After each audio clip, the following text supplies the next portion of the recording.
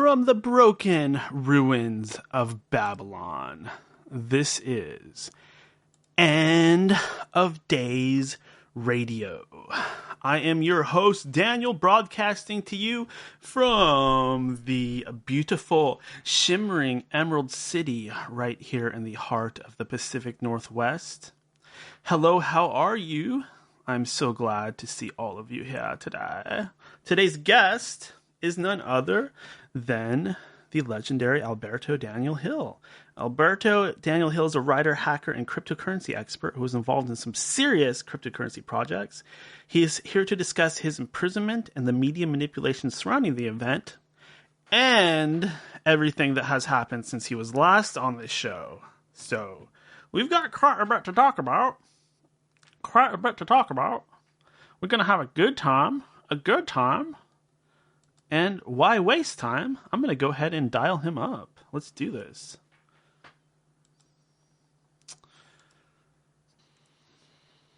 Okay, so now we are all ready. Awesome. Okay. Yes, so Alberto, how have you been doing, my friend? We last talked on January 24th, if I'm not wrong, of last year. It's been almost 1 year, and well, things. if things were crazy at that time, right now things are way much more crazier. So imagine, this is for sure for a book, for a TV series, for something like that, because it's a story that, oh my God, it's like it's hard to believe what the things that are happening. Well, I will be talking about that in the next minute, and people will probably will not believe. I mean, the things that have happened to me, my story. I don't know how many of those who are watching this have heard my story before, but it's a story that most of the people say that is crazy. It's crazy. It's hard to believe, and this is something that they cannot accept that is happening in the country, in the world right now, but it is happening, and well, I will tell you the details. Yeah, absolutely. So let me kind of try to set this up, and go ahead and correct me at any point. You were what's called a security analyst, right? I am an information security professional.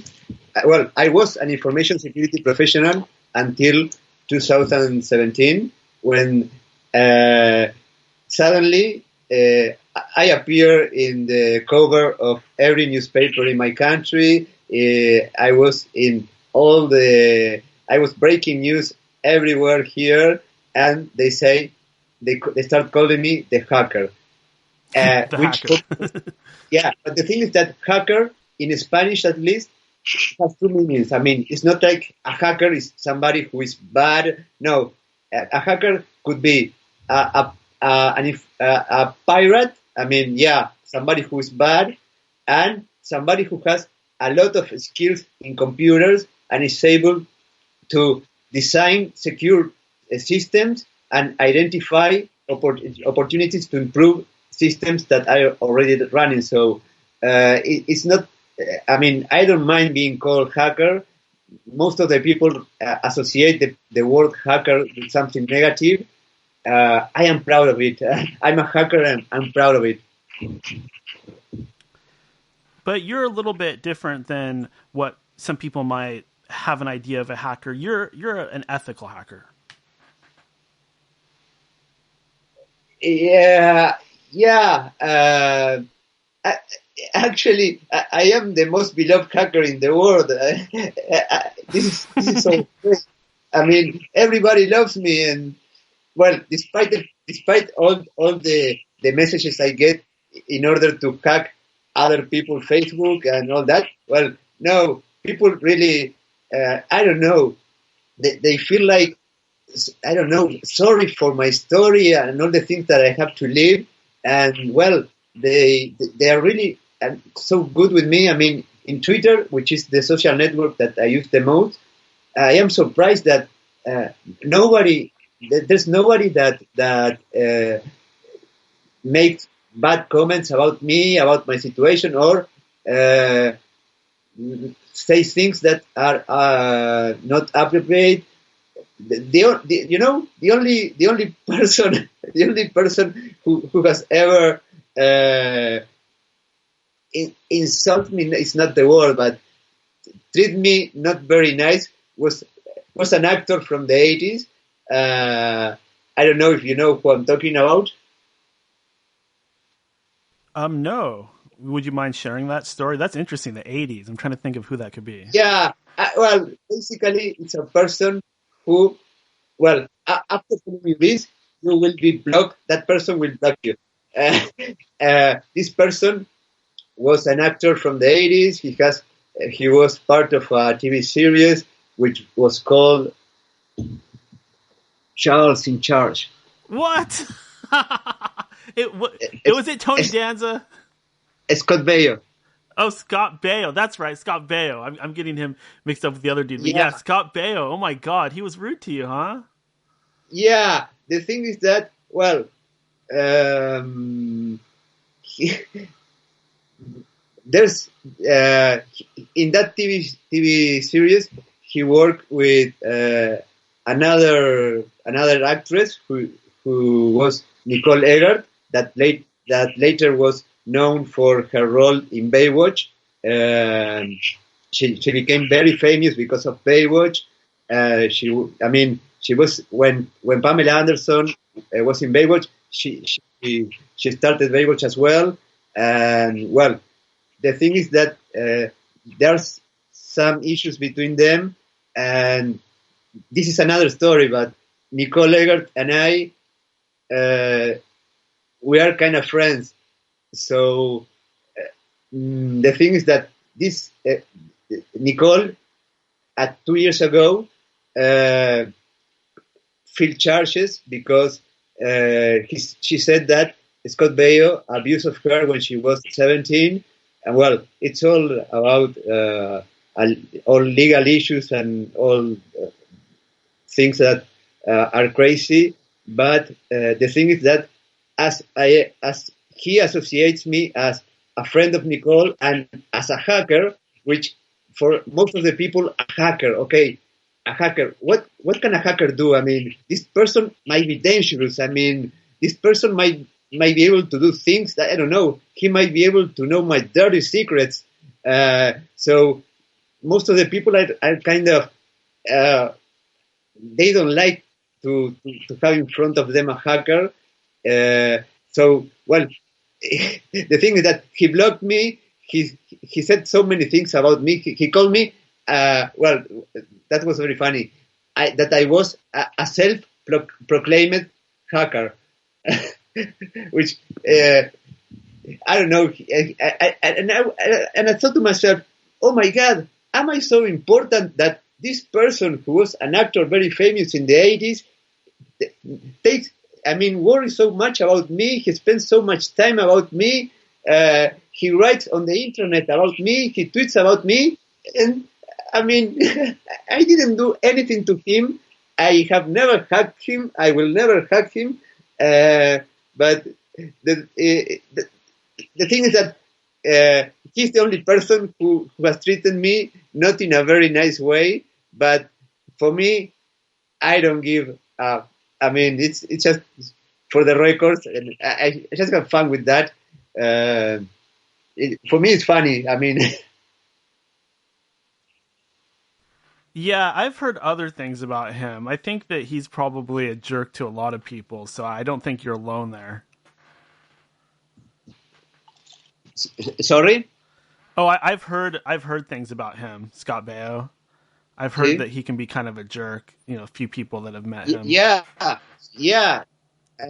Not only him, but well, I'm not going to talk about his family and his wife and all that. But the thing is that he has supporters that are the Scott Baio's army. And when I first heard that, I said, "What? This person has an army? Well, we're crazy." And the thing is that he sent messages that are very aggressive. I mean, to this person that supports him in order to attack the people that are against him, and that's not nice. I mean, we should tolerate each other. It's not fair. And in the case of this woman, Nicole Legard, I mean, she's a mother. She's in her she's 40 something. Her birthday is in 2 days, but the thing is that she's a mother of two, and she sometimes she feels very insecure, frightened, because she doesn't know. I mean, some crazy supporter of Scott Baio might appear and do who knows what with her. So it's not nice, the message that he sends to his supporters. I don't know. He's a very strange person. I don't know him. But his behavior is very strange and not something that I mean, regarding this abuse accusation, he took by himself a polygraph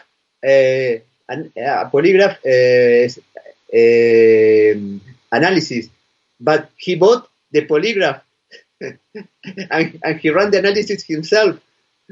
No, it was so crazy.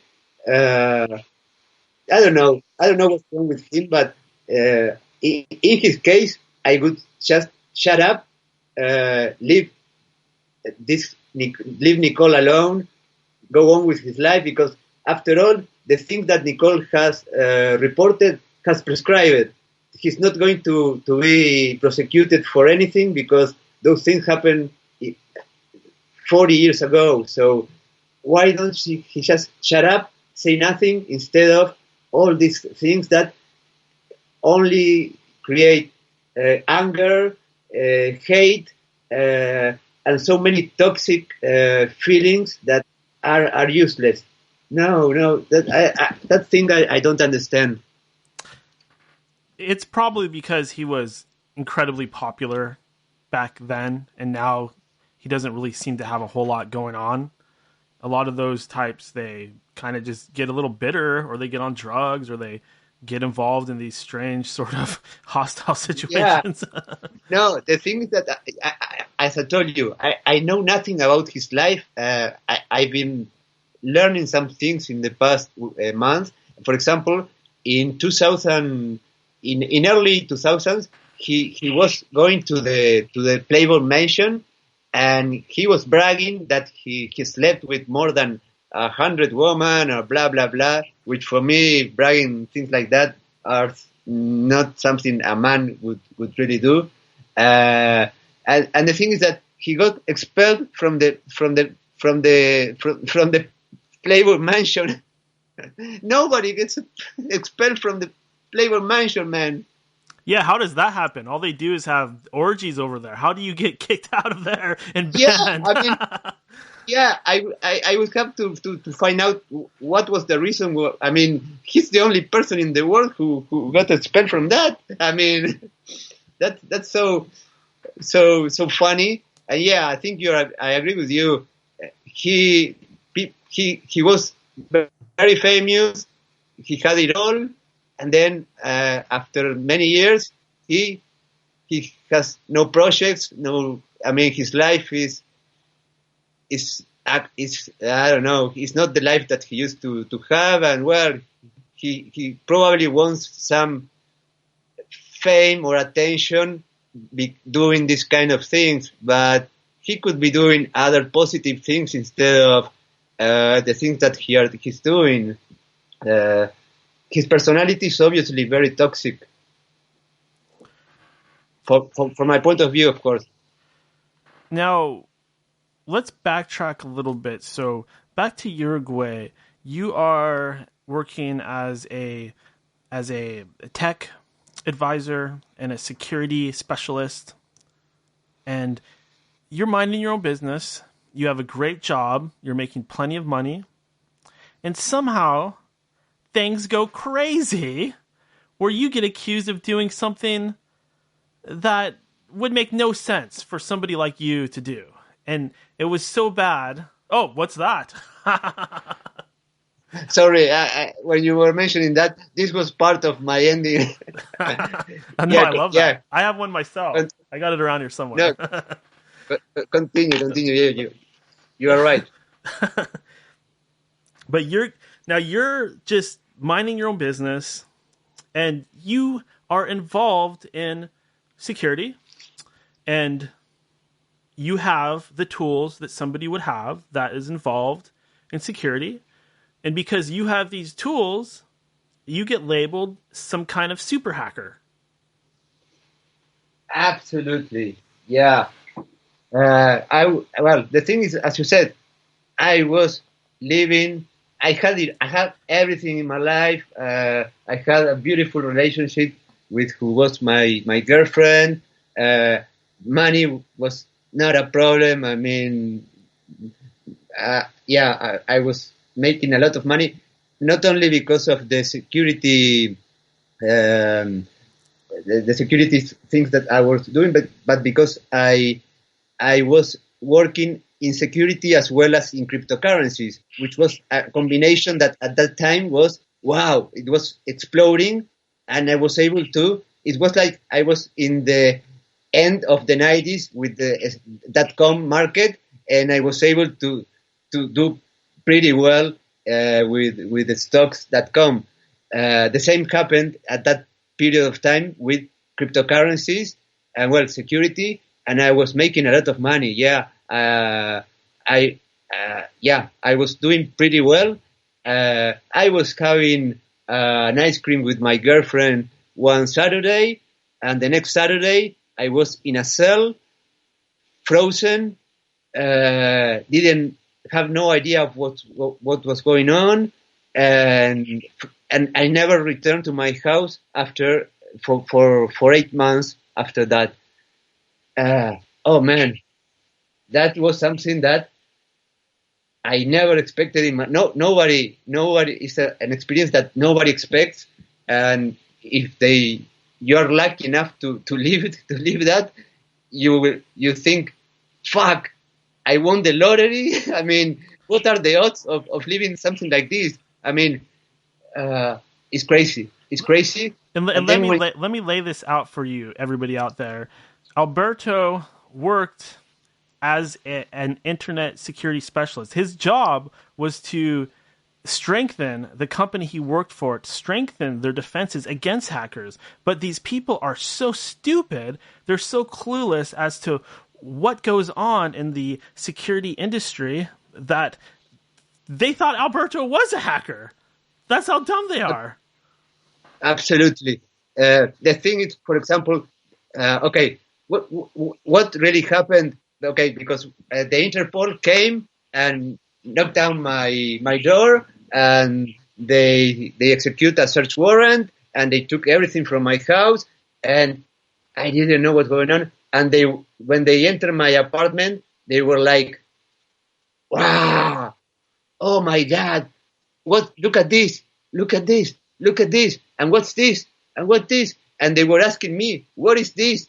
And I was explaining them everything, but they were shouting at me. The thing is that these people are not qualified. They are incompetent in what they are doing. They are not the appropriate people to do this kind of job. So they found blank credit cards, and then in the newspapers appeared that I was cloning credit cards.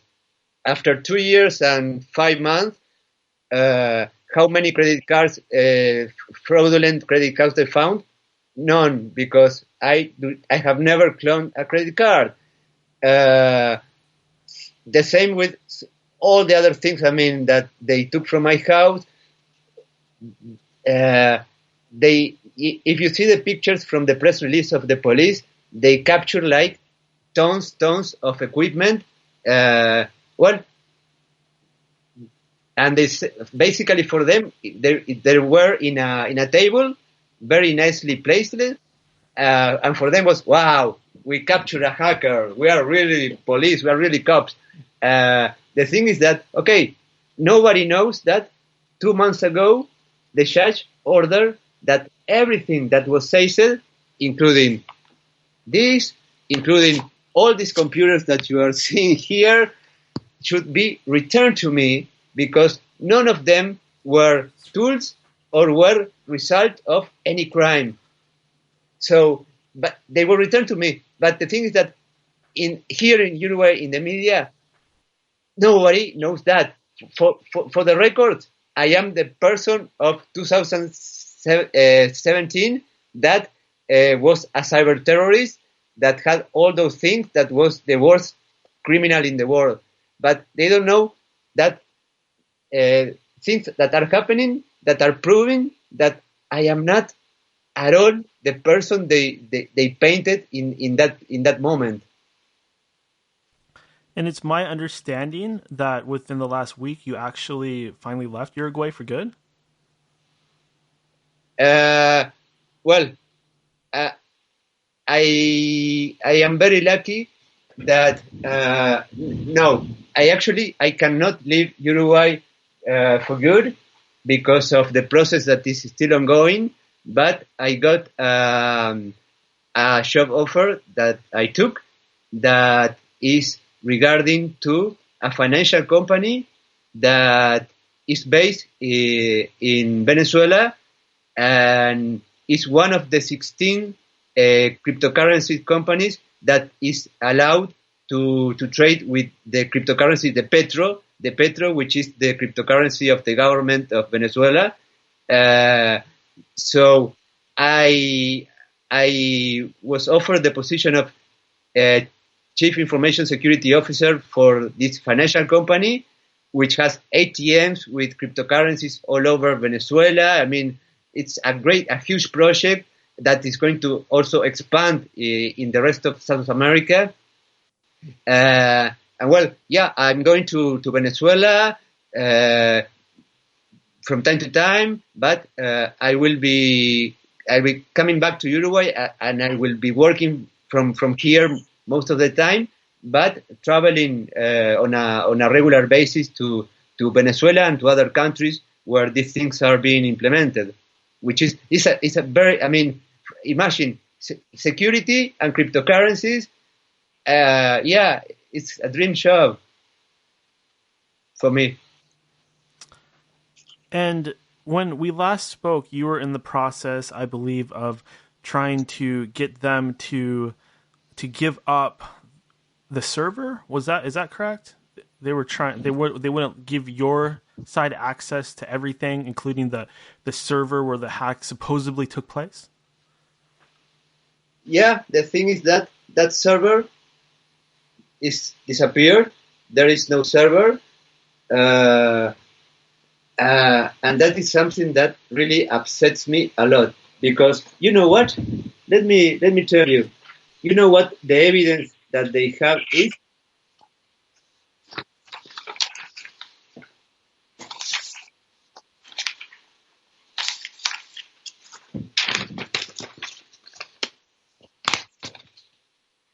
Can you read there? It's a little blurry. Can you back it up just a little bit? Nah, the camera's too blurry. Sorry. Okay, basically, it's just a paper with logs of a firewall with certain connections. And you know why? Well, the police, when they arrest me, in all the newspapers, the press release from the police said that they were able to trace. Well, the thing people probably might not know that a medical provider in February 2017 was apparently hacked, and they apparently received an email asking for certain amount of bitcoins in order not to release certain information. That was the crime that this medical provider well, went to the police and they started investigating, and they were able to arrest me because they said that they could trace the IP address of the email of the email with extortion to the house of the person who sent it. So basically, my house, which was absolutely impossible because I did not send any email, and should I have sent anything, I would not have sent it from my house. That's for sure. I mean, that's something that it's obvious, but obvious for everybody except for the judge. But now that I have the file in my hand, I can see that the only thing that is connected to me is one connection on January 31, 2016 at at 3 at 3 p.m. scanning. I mean, making a ping on the server. That's the only thing that they have record about me. I mean, I didn't even connect to the system. I didn't log in. I didn't download anything. They just have a connection that, I mean, when I turn on the computer, your computer connects to many sites that you usually connect, and they see if they have changed. I don't know. Many things happen without you knowing that. And well, and in the case of the medical provider, as I said, my ex-girlfriend was I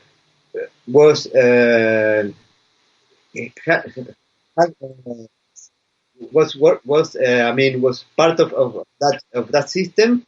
She usually asked me to access there and to look for information for her. So in this case, I didn't even log in, and there were two IP addresses from Uruguay. And then the thing that they stole the database and all that. You know, I have the logs here in my hand about the outgoing traffic to the attack. Okay.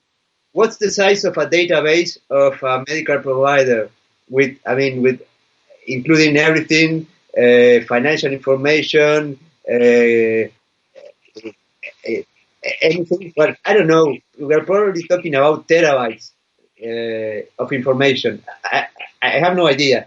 But the outgoing traffic during the attack was 130 megabytes, which is like 3 MP3s. So the database was never compromised. I mean, so basically what you're saying is the numbers absolutely do not add up. It would have been impossible for that much data to be exchanged based on what the record said.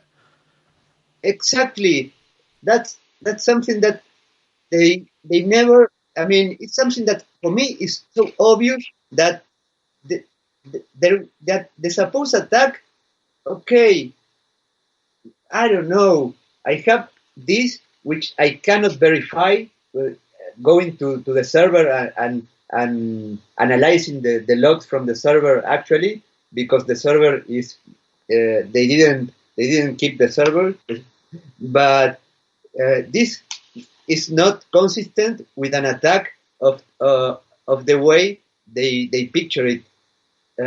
So everything has been so far a lie, and the more I see about the file, the more information that is makes no sense. That I see no crime here. I see nothing that, I mean, they painted this as an extortion, very serious, very serious incident. But based on the information that I have, for me, that I have certain experience on doing a triage of an incident according to the information that I have, I can tell you that, okay, if a red is a very, very serious problem, this is probably a green. The system is not dying. The system is doing pretty well, and they painted it as a red. when for me it's a green. And not only that, I made reports in 2014 and 2015 about important security problems that this medical provider had. And at the end of last year, when I got the file in my hands, a complete copy of it's a 1,000 pages file, and I read it all. I read that the director of security of the government of Uruguay was asked by the judge if that report previous other problems in the system, and the director of security answers that I don't remember. I have checked some emails, but I didn't find anything about Alberto reporting some problems. Man, in your career, you can forget many things, many security issues, such as a virus in a computer or something like that. But those incidents that are serious, very serious, you don't forget them. And the first incident was admin. With admin, you could get access to anything. That you don't forget. And he was the one who answered that report. And then I made another report, and well, the thing is that, man, the answer that he said that he didn't remember. Okay, imagine the judge. She probably thought, okay, this guy Alberto, he's a liar. He's lying to us. I mean, I believe in the director of security. If he doesn't remember, he probably didn't send anything. He's lying to us. And no, that was something that made me open my eyes and made me have an idea of where to look in order to start finding what's behind of all this. You understand me? Yeah, I do want to kind of explain for everybody listening that didn't hear the first show, and correct me if I have this wrong, but basically what happened was a medical records were hacked, and somebody was trying to use them for blackmail, and you were wrongfully accused based on doing simple security analyst work that you do. Yeah. In this particular case, I did nothing. Before, yeah, I made some security checks and found some problems that I report them. Yeah, I access to the system with the maximum credentials, but I immediately report them. Yeah. But in this particular case of this supposed attack, I did nothing. And that's, I want to make it clear to everybody that that's not abnormal for somebody like Alberto to do. So I own websites, I build websites. People have done that to me. They've hacked my sites and sent me emails saying, hey brother, you have some issues going on here. We're letting you know you need to upgrade your software, et cetera, et cetera. But they didn't do it out of anything malicious, and they could have completely taken out everything that I had, but that wasn't their intent. Their intent was to show me security holes that I had in my system. Yeah, and the thing is that after all this, it's amazing. I have been in touch with the best of the best information security professionals in the world. One of them, after hearing my story, he said, "Don't fucking help them anymore. I mean, those guys should establish bug bounty programs and give you the warranties that you will not have any problems or legal issues trying to help or doing things like I was doing. Well, after what happened to me, what's happening in Uruguay, everybody finds a problem and they publish it on Twitter instead of reporting it to the CERT, because they say, No, that time somebody reported to the CERT, he ended up in prison. So, That's so dangerous. basically, yeah. So basically, for them, I mean, it's like, oh fuck, why don't they report that to us? No, man. If you behave like that, now everybody thinks of Alberto, and well, you are doing things wrong. And what's really But crazy about it is you would think that they would just look at the facts that Alberto does this for a living. He gets paid to do this. He doesn't need to blackmail anybody. He gets paid a lot. These guys everybody out there knows how much these guys make. There's no reason why he would try to blackmail anybody. Whoever did that probably lives in Russia or China, and they're probably really poor. They're probably part of the mafia or something like that. yeah, not only that, but in the email that was supposed asking for the ransom, he said, send the bitcoins to the following address, where the address is empty. There is no address. So they send an email where without an address to pay for the ransom. Yeah, that's That's weird. that's the most pathetic thing that I have ever seen. I mean, it's the most pathetic attempt of extortion in my life I've ever seen, and they accuse me of that. Man, come on, you would have at least remember the email. Man, come on, that's ridiculous.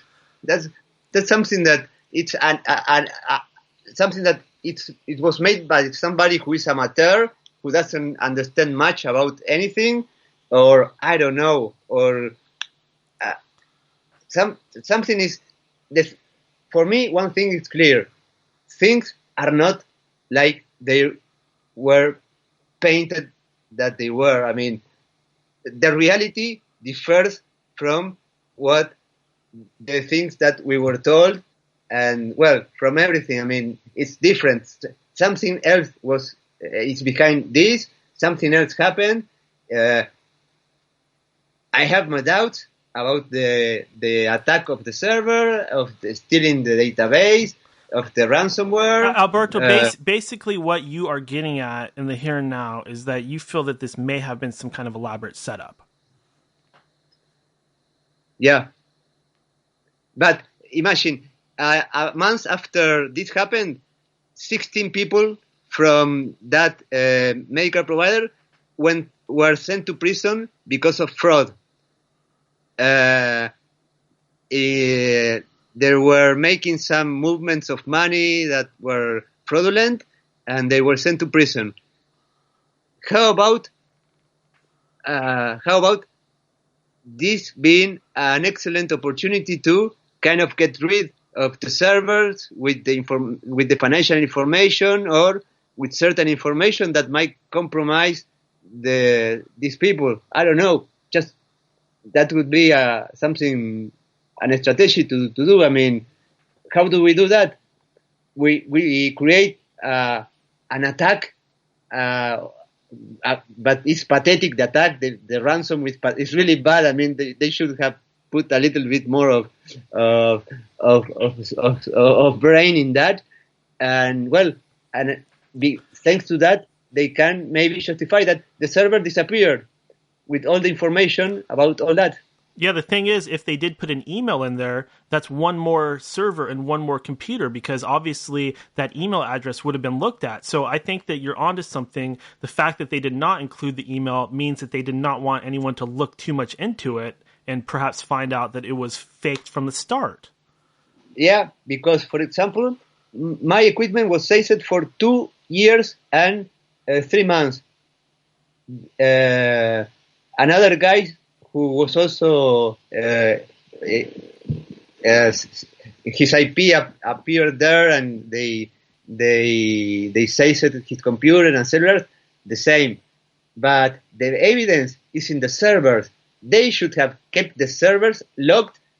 I mean, because the rule number one of evidence, despite the evidence is a gun, is ADN, is a computer, is that rule number one of evidence. You preserve it. Period. That's the thing. and the evidence is in that server or those servers involved in the medical provider. Period.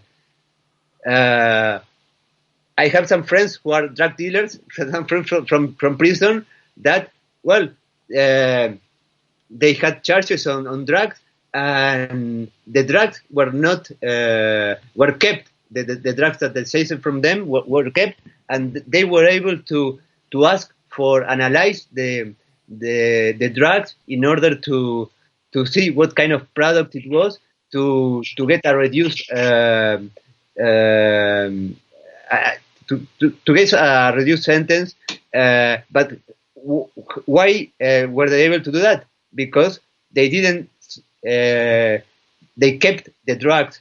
I mean, even though after a certain time, according to the laws, drugs should be destroyed, as well as guns should be destroyed. But you have a certain time where they are stolen, and you can ask and say, "Hey, can I ask for a third independent party to analyze this?" That's something that it's a golden rule, and it's a right that everybody should have. That I do not have. I do not have the right to go and ask for a review of an independent review of the things that happen in the server. All I have is papers that mean nothing. I mean, I could perfectly go to Word and type this in a Word and go to the police and make a report of a crime. No, the police would come to my house and take a look at the computers from where these documents came from and analyze the metadata and all that in order to make sure that this is something that is something that is the same that as it is in the computer. But no, I just have papers which are, for me and for legal issues, I mean, are used. I mean, they don't mean anything, and for me, they have no value. And so, when you were in prison, you talked about this a little bit last time, but you had some guys actually try to use you for your ability to. They try to use you for your abilities and skills. They recognized that you were somebody that could help them create some major crimes in the underworld. Yeah, that's right. That's very nice. Okay. After 6 months of being in prison in Uruguay, you have the possibility of, okay, if you have good behavior, you can, after 3 months, start asking to leave the prison for 12 hours, 24 hours, 48 hours a week. You have that possibility.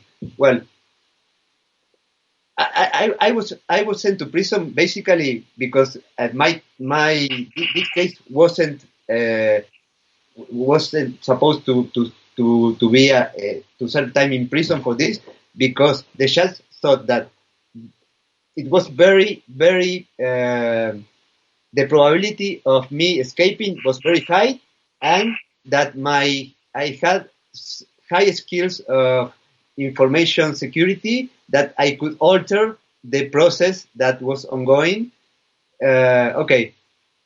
The thing is that after 6 months, somebody appeared in the prison during the visitor's time, and that I didn't know that person. And he started talking to me. He told me he had many companies, and he really wanted to know more about my case, and how, I mean, he didn't understand why I was sent to prison when the government should hire me instead of sending me to prison. And well, the thing is that this person got so very interested on me and my case that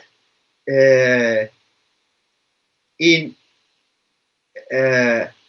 3 days, they called me from the prison, and they told me, Alberto, you have been granted 72 hours a week of leaving the prison. So from that moment on, I could be outside prison 3 days a week, every week, which is crazy. I mean, nobody gets that. It's progressive. I mean, first you get 12 hours, 48 hours a month.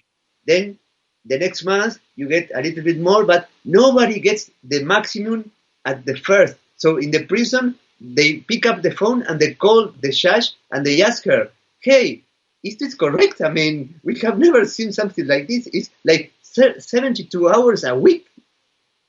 Yeah, and it was correct. The thing is that, well, I started leaving prison. This guy was always there, stalking me. At first, he was being nice and all, but at one point, he came to my house and he told me, Alberto, I want you to hack this bank. Oh, fuck. Man, you want me to hack a bank, man? I want to leave prison. I want to recover my life. I'm not a criminal, and you want me to hack a bank? I mean, you want me to enter into a criminal career? Man, give me a break. The thing is that why was I granted that? The thing is that, okay, this is one of the reasons why I didn't want people from Uruguay to be able to listen to this, but I have no problems to say it because I have recordings and other elements. This person was a friend of the husband of the judge, and he asked as a favor for the husband of the judge to give me that time out of prison so I could work for him and hack a bank. So basically, the judge was authorized those 3 days a week outside the prison because he was asked by her husband and her husband because of this guy. So corruption, man. And so, but fuck the judge. I mean, imagine in my position, what do I do? The judge is deciding this, and if I don't do what this person wants, this judge can keep me here behind cells for years. I don't know. Imagine the dilemma that I had. What do I do? I mean, if I do what I should do, it was horrible for me. It was a situation that I didn't know what to do because so much power about in this situation that was controlling everything. The judge was giving me all that time to hack a bank for this person. Oh my god, that is insane! Holy shit! Okay, this is the first time that I mentioned this. I have all the evidence about this, and this had. I mean, after some weeks in the prison, I talked about the situation with this person, and they elevated the case to the general prosecutor, and to protect myself, to protect themselves. Because imagine, what if this bank was actually hacked, not by me, but by somebody else? They will come to me. I mean, so, okay, this I have never told. I am telling this right now for the first time, and it's something that is very gross, and corruption at its maximum. Corruption at its top. I mean, I couldn't believe it. I mean, and then I said, Alberto, welcome to the real world of corruption. Yeah, that's Yeah, I know you're speechless. I know. It's scary because when you're in a position like that, you don't feel like you have any friends, and I'm sure if you perhaps I know we have corruption in this country, no doubt about that, but I can't help but feel like if you lived in the US that you wouldn't see stuff like that. You wouldn't see the criminal underworld having control over the judicial system. That is just so, God, that's so scary.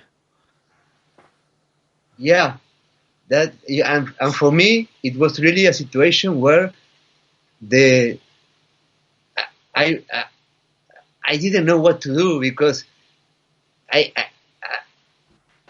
anything I do, I mean, I did, of course, I didn't want to hack anything. I told him that I wasn't going to hack any bank, anything.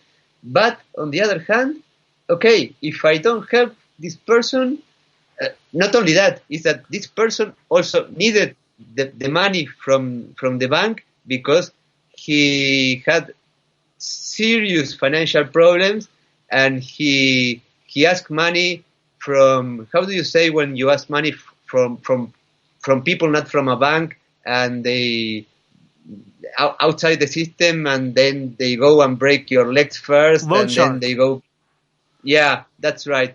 And so the guy told me I own $200,000 from these people and I have to pay them in 2 weeks. Otherwise, I don't know what they will do to me. And I said, oh my God. And then they will come to me also. This is crazy. Now, your girlfriend went through hell because of all this. And it all started when you were originally arrested. Did you want to talk a little bit about what she had to go through? Yeah, absolutely. That's one of the things that I really will not ever forget and forgive them is the way that they treat her without. Okay, she got arrested without any reason.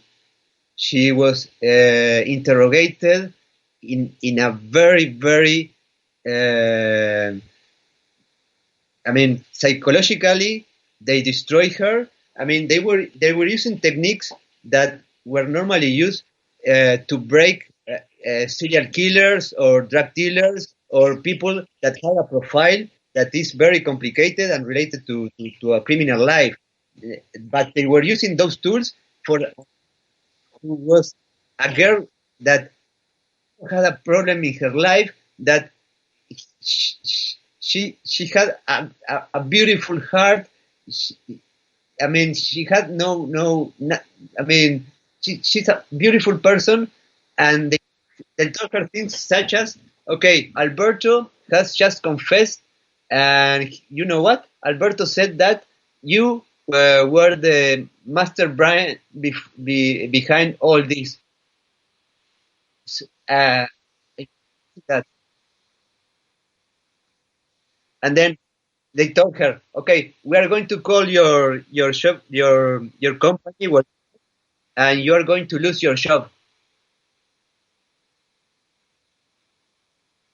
And that destroyed her, but that was also meaningless. I have yet to understand why they did that to her. I mean, if they did that to me, okay, I was the person that was arrested, that was supposed to be the person that did commit crime. Okay, but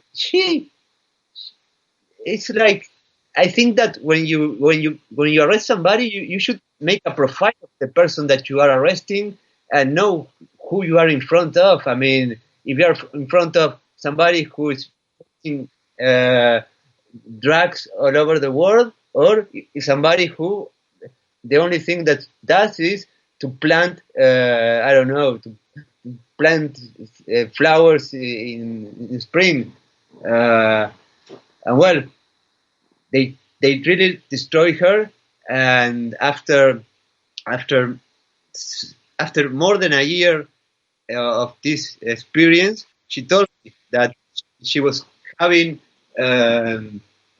nightmares, and she was dreaming that she was waking up suddenly in the middle of the night, thinking that the Interpol was in her and they were coming to her. And well, the anxiety problems that she had were huge. And well, she for the first time in her life she started taking medication for anxiety, but then she made a very smart decision, and she started focusing on sports and running, and well, just put her mind, I mean, sports, play sports, and well, focus on that, and put her energies on those kind of things. Okay, I think that was very smart from her. And in my case, this year, at the middle of this year, I was starting feeling very bad, very bad. I was feeling like I have never felt so bad in my life before. Well, and I could spend a week in my bed without getting out. Well, I said to myself, okay, I need help. I mean, I cannot keep living like this, and I cannot solve this by myself. So I started going to therapy, and they diagnosed me with post-traumatic stress disorder. So I am not being treated by that. I mean, imagine all the consequences of this that were caused because of the way the police act. I mean, completely useless. I mean, it's a situation that is crazy. Well, and the list of things that happen is much longer. But right now, I'm just trying to focus on the new opportunities, because I cannot change the past. I just have to learn from it, and well, try to do what I can to overcome Yeah, all. Alberto, to me, this is probably the saddest part of the story, because not only are you being completely railroaded, blackballed, and to me, it looks like you have a conspiracy going on around you. I mean, I know that for sure, but your innocent girlfriend who did nothing except love you, she did nothing, and they went after her, and that just shows to me that they are not good people, and they had a bad intent, and they're sloppy, and they don't know what they're doing. They're either really stupid or really evil, one of the two. I completely agree with you. Well, I will tell you, they return me uh, mostly all of the things that they faced, but they had like 9 ledger wallets, which are hardware cryptocurrency wallets to store bitcoins and other cryptocurrencies.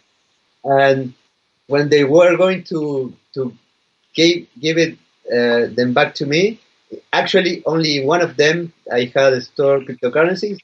They gave me the box, and I opened it, and the box was empty. There was the cryptocurrency wallet was not there. And they said, More weirdness. and they told me, "Oh, but we took the empty box from your house." And I said, "Come on, man! Don't tell me that you take empty boxes from the houses of people. Don't lie to me. Come on!" And then this is another thing that, well, we are feeling charges against these people. The thing is that in the file, these guys have 40 pages with a manual with all the documentation regarding this cryptocurrency wallet that was not in the box. Well, they have printed that, added that to the file of the case. And why did you do that if you didn't have the wallet? Again, it just sounds like somebody's trying to cover their tracks. Yes, for me the most what made everything clear was what the director of security said to the judge. what he said for me was the worst act of betrayal, and he could never have answered that. I mean, he has all the tools to verify everything. No, that he didn't remember that I reported the security problems in the past is not an answer. I cannot accept that. I mean, You just don't forget that, because when that happens, a cold chill goes down your spine because you feel vulnerable, and you never forget that. It's impossible that he would have forgotten that. It makes no sense. He's lying. It's absolutely. He's lying, and I wasn't, and I only realized that when I got the file and I read that, and I was shocked when I read that. But it's so unfair that, I mean, I didn't know that he said that in 2 years and a half ago when I was sent to prison. I mean, if I had knew that, I would have asked to present the evidence of the emails that I have sent in order to say, oh, come on, here I have the emails, the tracking numbers, so you can verify everything. I mean, I'm not lying. But with the words of the director of security saying, I don't remember, it's like, okay, that was... He pushed me to the prison. And if you were a bad guy and you were trying to blackmail people, you would go target a server you've never interacted with before. The idea that they think you'd be dumb enough to go in and then come back with this childish looking email that doesn't even have the email for the bitcoins to go to, it makes no sense. Absolutely. I mean, the situation that is described here is something that makes no sense. I mean, for me, it's impossible to think to do something like that. I mean, it's ridiculous. Okay, let's think that, okay, I want to make some money, and okay, but I won't do that with the system that I reported twice about serious problems. I would put an address to receive the bitcoins. Nothing makes sense.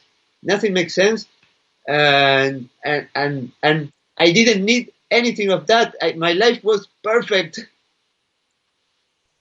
Well, the reason why I find your story so fascinating is because I do love a good mystery.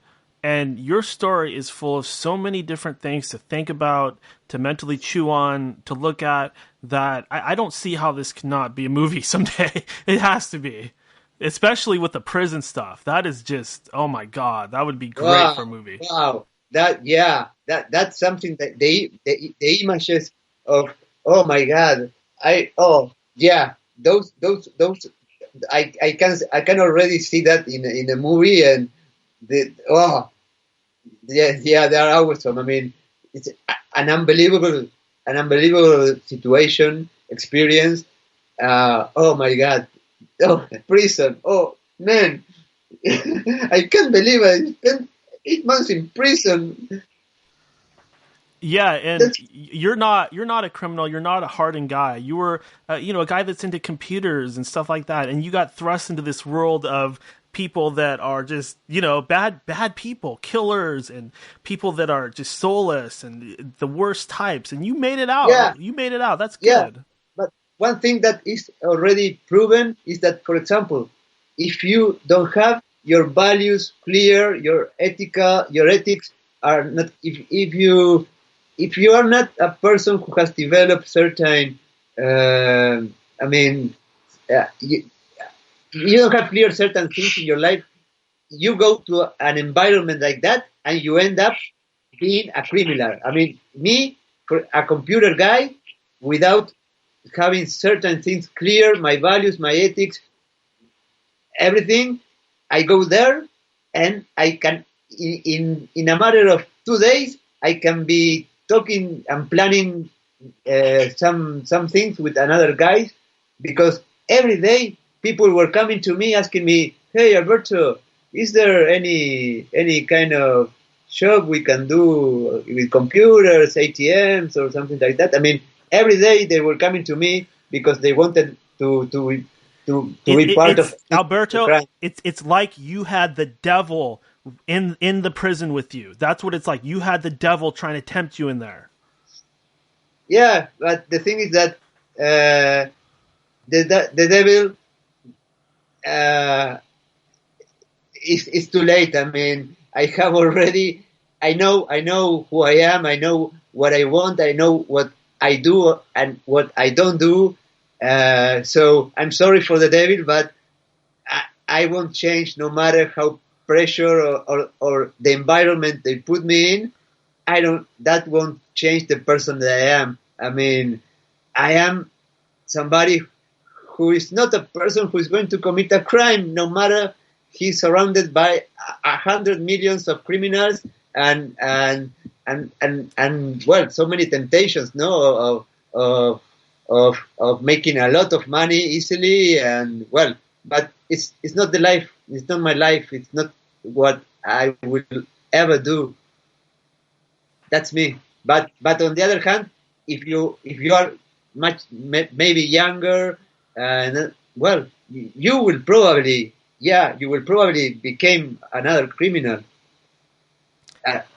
And that is a reality of the justice system anywhere, is when you go into the system, a lot of these guys, you made it out. Now you're fighting you're fighting to clear your name and show the world who you are. But very easily you could have been deeper into the underworld. You could have taken a different path. And you're right. That happens to a lot of young guys. They go in the system, they come out 10 times worse than who they were before they got sent in there, because they get exposed to the animals, they get exposed to the killers, and they have people that try to take advantage of them and use them. Yeah, absolutely. And well, one thing that has changed in me, my values they did not change, my ethics did not change, but the way I behave, I became much more.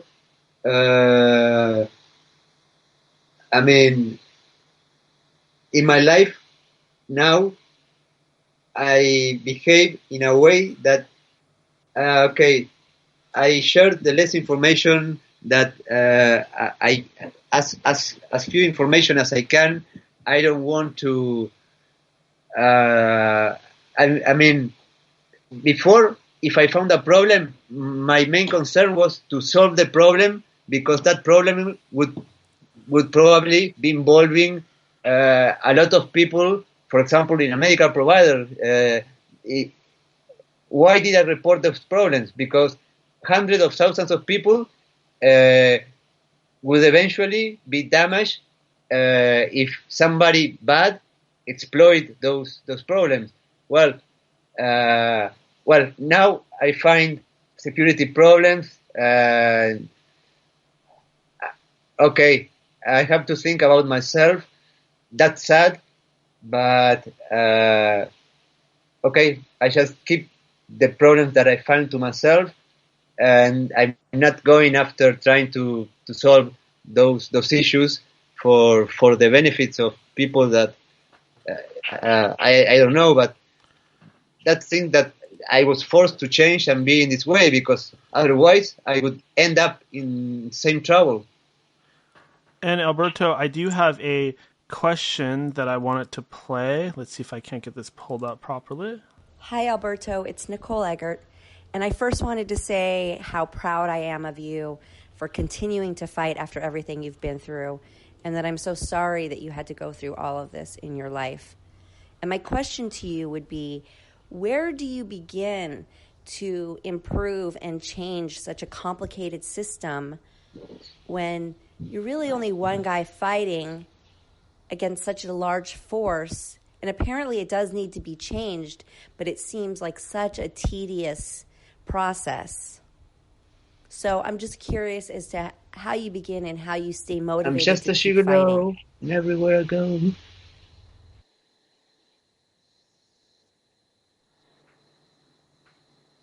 Did you get all that?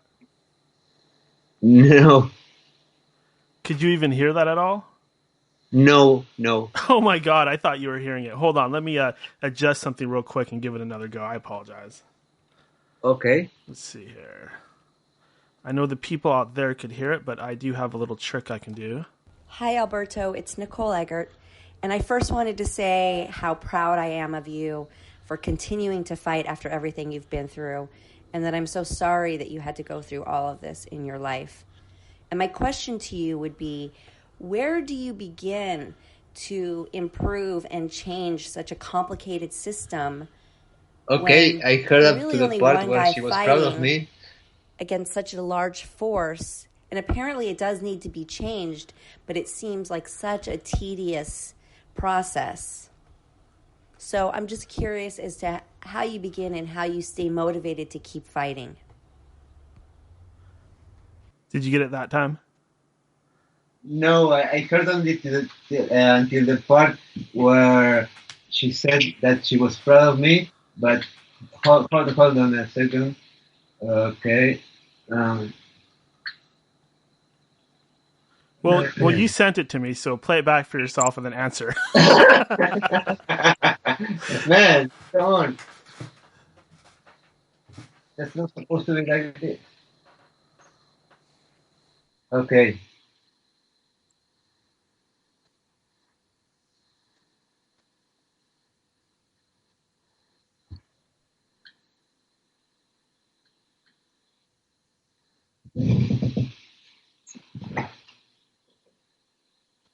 Okay, hold on. Been through, and that I'm so sorry that you. Hi, Alberto. It's Nicole Eggert, and I first wanted to say how proud I am of you for continuing to fight after everything you've been through, and that I'm so sorry that you had to go through all of this in your life. And my question to you would be, where do you begin to improve and change such a complicated system? Really only one guy fighting against such a large force. Apparently, it needs to be changed, but it seems like such a tedious process. So I'm curious as to how you begin and how you stay motivated to keep fighting. Wow. Where did she came up with that question? That's a very difficult question. Oh my God. Oh no, the thing is that how do I do that? First of all, I refuse to believe that I am the first Alberto. I am sure that people are other people that live nightmares hell like me, but they were unable to share the experience with the world. They had to just keep that to themselves, and that should be so frustrating, so sad. I am so lucky that I could spread my story to the world, that I could let everybody in the world know my story. And well, the system here, yeah, it's very complicated to change. But how do you change a system? First of all, you have to raise awareness that there is a problem. Because if you're not aware of a problem, then change will never happen because there is no problem. So that's one thing, that you have to raise awareness. My approach is to do it from outside to. I mean, the pressure from outside Uruguay, from everybody in the world that know my story, start putting pressure on Uruguay in order to trigger that change that will eventually improve a system that is obviously full of flaws. That's the strategy. Honest and my story known of the world, and then the pressure of the world making me felt in the system. Let me, Daniel, tell you one more thing that, as short as I can. There is another guy in Argentina who is called Javier Esmaltone. He was raided at the end of last year. He lived, and he was not sent to prison, but they really made him spend a very bad time. And what is that? This guy is against the electronic voting system that Argentina is going to implement because of the lack of warranties and many other issues. And this guy also exposes the problem that in Argentina the government has handled security. So as a way of punish him, they what did they do? They do this to him. They took all the things from his house, they took him to the police station for a day, handcuffed. They didn't return his equipment to work, and basically things that are in this part of the world, Argentina, Uruguay, things should, I mean, we should work together in order to create that change. And how do we do that? Again, because if we spread our message, our story to the world will eventually cause the pressure to make the systems here change. That's what I think, and that's the strategy that I think is the only one that can work. Alberto, since we last talked, is the case looking any better? Is it as bad as it has always been? Has any progress been made in getting a clear and not guilty verdict for yourself? Well, things like the returning of all my equipment were a huge signal of kind of admitting that. I mean, it was a signal that, okay, this guy is not the person that we painted. So that was a big signal, and nobody in the Interpol believed that they would ever return any of those things to me. Well, they did. They did. I have an excellent lawyer which did a great job, but that's a good signal. Yeah, now I will focus on now that I have the file and all the information about this stupidity. I will start arguing and exposing all the facts, and I mean preparing a good defense, a good paper, in order to get eventually everything, the charges dropped, and this case should never have been begun.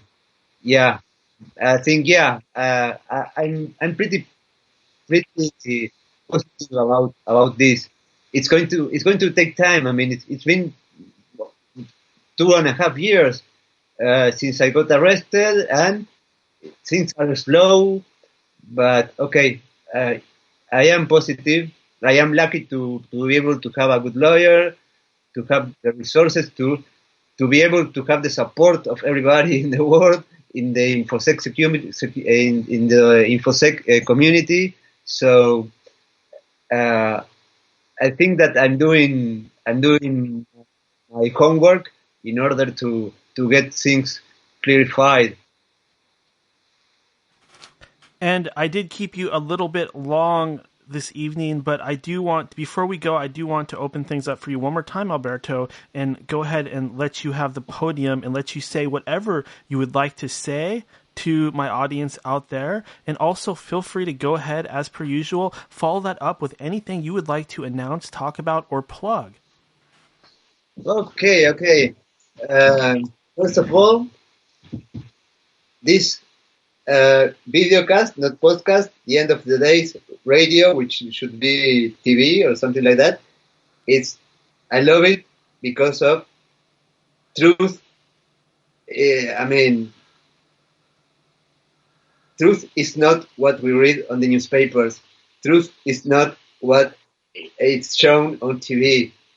Truth is what we smart people analyze, take all the elements from a story, and well, come to a conclusion based on many elements that are not only one, but things are very complex.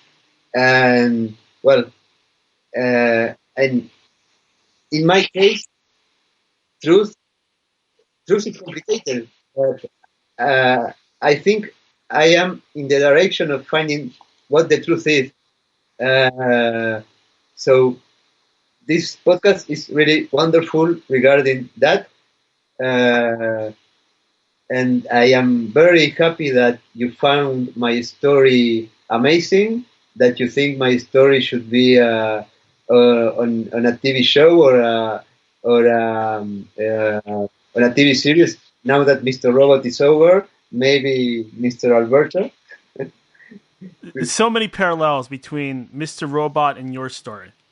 Absolutely. I was talking to a journalist from Forbes, my friend Kate, and yeah, because so many things. For example, when Elliot goes to prison, and yeah, it's like crazy, and I keep watching it, and the more I watch it, the more things I found in common with the things that happened to me. But the thing is that Mr. Robot my life is much more interesting than Mr. Robot's story.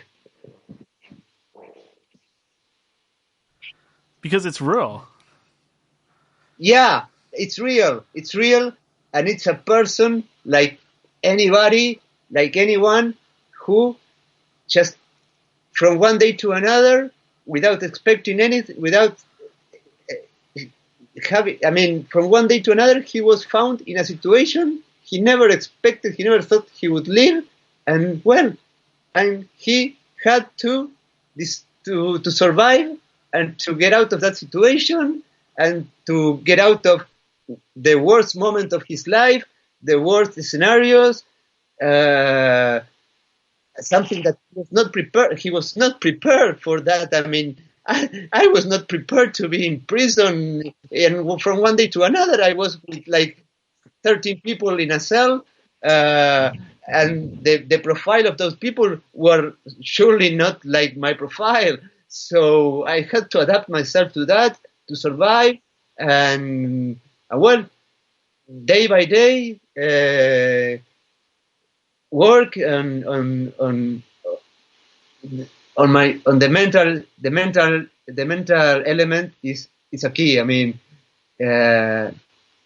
you have to be, if you are able to understand that the power of your mind, you can get anything in your life. And I think that was one of the things that I learned the most, and I just programmed my mind to survive, to do the things that I had to do in order to get out of there and for living. But it's all on your brain, and human beings are able to adapt to the worst scenarios, worst situations, and be able to get out of there and survive and get great things in their lives when things are so adverse and everything seems to be against them. Well, people can always find a way of I don't know, to get energies out of I don't know where. You had every reason in the world to give up, but you didn't.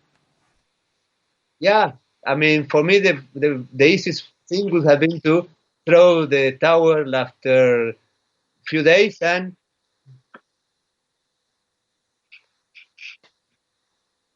commit suicide. Suicide rates in prison are 10 times higher than in the rest of the population. Why is that? It's obvious. It's something that happens very, very, very usually, and it's understandable. But okay, you have to be strong. You have to be strong.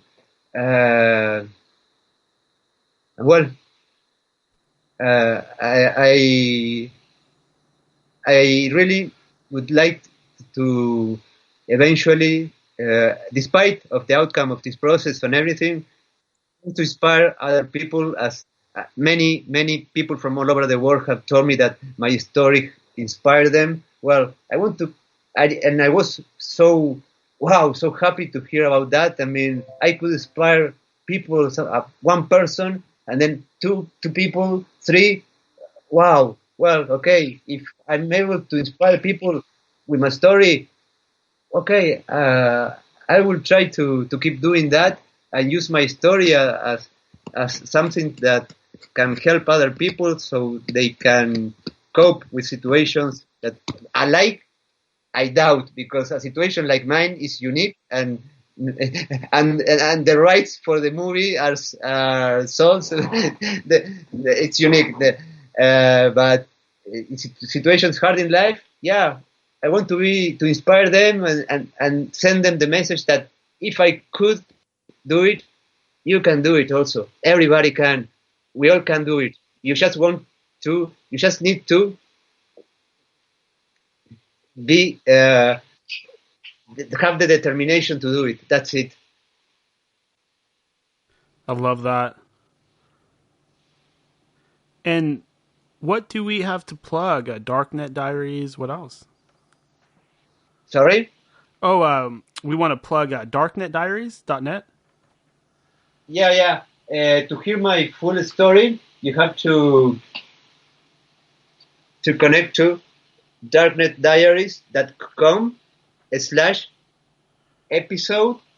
darknetdiaries.com/episode/25, which is Alberto. Excellent. And also, Yeah, here you have a 42 minutes podcast that was a great production of Shaq Resider. That, well, it's something that people loved. I loved, and it was the door that opened me the possibility to get my story known worldwide. Thanks to Shaq. Right now, I think it has been heard probably by 150,000 people. Uh, so uh, I really appreciate, and I really love Shaq for what he did for me. And well,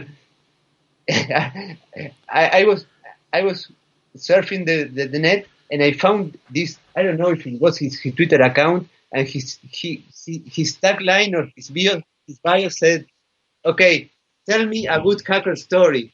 And I read that and I said, "What? This guy wants to hear a good hacker story. I will tell him a good hacker story." And I contacted him, and yeah, I told him a good hacker story for sure. and also, we want to make sure everybody can find you on social media so they can kind of keep track of you and your story. Oh, It's at a Daniel Hill on Twitter. yeah, that's right. I really appreciate that, because in Twitter I would like to share, which I would like to spread my message mostly in Twitter to keep people updated. So yes, please follow me at a Daniel Hill, which is a Daniel Hill. That's my Twitter account.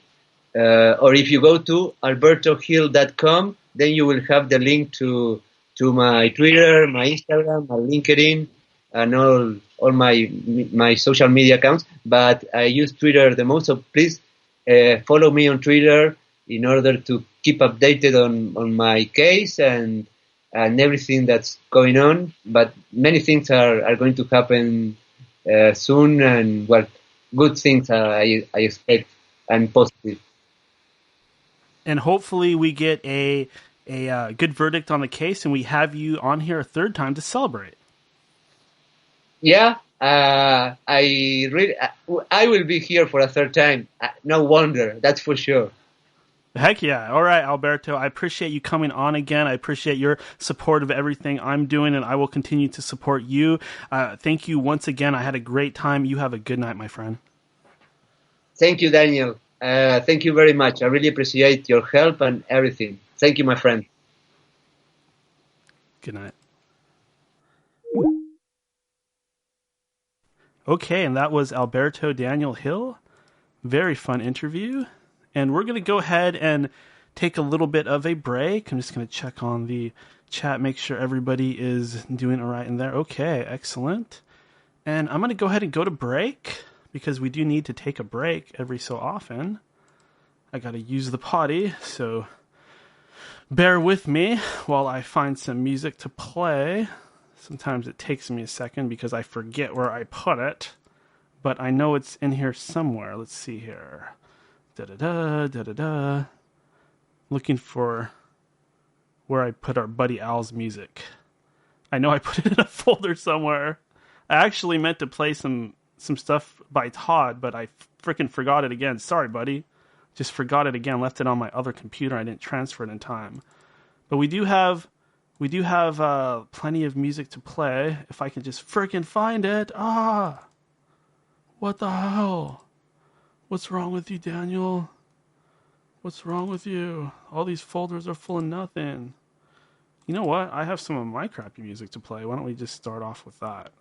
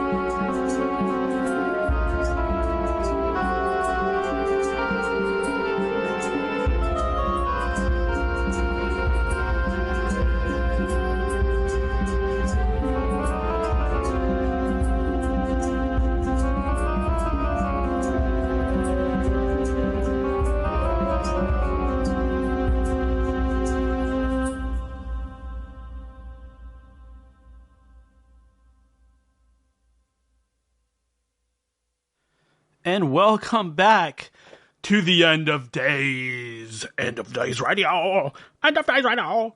End of Days Radio. This is Daniel. This is Daniel with End of Days Radio. So, during the break, you heard a few songs. The first one was called Sleeping Beauty by me, Daniel. It's actually labeled Sleep Dark Beauty, whatever that means, whatever was going through my head at the time. The second one was called The Scent of Heather. That's by Al. Check him out at... Oh shit, I want to plug his YouTube channel, but I don't know exactly what it's called at the moment. But that's from our buddy Al, who calls in sometimes. We're looking to interview him possibly. He's launching a new YouTube channel. You can check that out. And then the second one we played by Al was Gohira. Gohira, I think I'm pronouncing that right. Gojira? I'm Japanese, I can't even pronounce that. That's pathetic. But we always love great music here on End of Days Radio, so I'm a music fan. I know a lot of you guys out there are music fans. I know a lot of you out there like Michael Jackson and Lady Gaga, and for those of you that don't like pop music, I know you like Led Zeppelin and Nirvana. Maybe a little U2, or maybe not. But I did want to remind everybody that you can call into the program at 209-348-9810. It's been a while since I threw that number out there. I do apologize. Or at Ninja Shoes 777 at Ninja Shoes 777 on Skype. Also, go to endofdaysradio.com where you can get an updated schedule of who's coming on End of Days Radio. You can also donate to the show if you want. There's also other info on there, a little bit about me. If you want to contact me, remember you can always email me at danielendofdaysradio@gmail.com. Really simple, danielendofdaysradio@gmail.com if you have anything for me. Anything for me. If you have a guest to suggest, or you want to be a guest, or you just want to talk to me because you like me. Because you like me. You want to get to know me better. Which is understandable. Just, don't stalk me. That's no fun for me. Maybe for you, but not for me. I have had stalkers, believe it or not. I mean, I'm not exactly Brad Pitt, but I have been stalked before. It's scary. Because the person doing it is just disconnected with reality. And you don't know what they're going to do. I do have some stuff I want to talk about. As you know, we're launching missiles and stuff at Iran. We're mad at them. Some of us knew this was going to happen. We knew about it. We knew about it since they've been having problems with Israel. It seems like any country that surrounds Israel that has problems with Israel, we end up attacking like 6 months later. Just enough time for the hype to kind of die down so that we can go in there and, punish the country that's doing the things we don't want them to do. Launch some missiles at them and then come up with some foo-foo bullshit reason why we went in there. Oh, we were trying to help them. We were trying to save them, you see. There was this evil general that was killing his own people and killing Americans, so we had to get in there. Get in there! Do some good in the world. But, besides all that, we know every president is a puppet to these foreign councils, this Illuminati network. We know this, right? The corporations, the big banks, blah, blah, blah. We know our presidents are puppets, whether it's Trump or Obama or Bush or Clinton or Hillary or whoever. They're all puppets. There's no, good guys and bad guys when it comes to the presidency. But this is going to get me a lot of heat, but I don't think Trump is doing a bad job. This stuff about Iran, it doesn't matter who's president. They would have to do that anyway. And he seems to be doing good with the economy. I went on, I was checking out some local Seattle stuff. All the people up here, they're extreme Democrats, and they have all these different excuses why the economy's working well, why things are better nowadays. Like, it just would have been good anyways, is usually the biggest one. Or somehow, even though the economy and the market are doing good, the fact that we don't jack up every minimum wage all throughout the country to like $20 is bothering them. According to them, that means that the president is bad and he's doing a bad job with the economy because the minimum wage everywhere isn't getting jacked up. And the way that we solve our money problems is to become socialist and give out free money. Yeah, that makes sense. I mean, hey, I'm not a conservative or Republican or anything like that, but even I know that if you want to raise a minimum wage, that money has to come from somewhere. It's not magical. Some of these freaking Seattle area liberals, they seem to think that you can magically create money out of thin air. Like that's sort of the socialist. That's their thing. Like you can wave a magic wand and you're going to make money for everybody, and then they're going to spend more money. Never mind the fact that to spend the money, you have to have a product that people actually want to buy. And if they don't want to buy the product, then why should they get more money, right? It's the whole idea is competition. That's how capitalism and how our economy and everything works. Some of these people are just strange. I don't get it. They want to be socialist.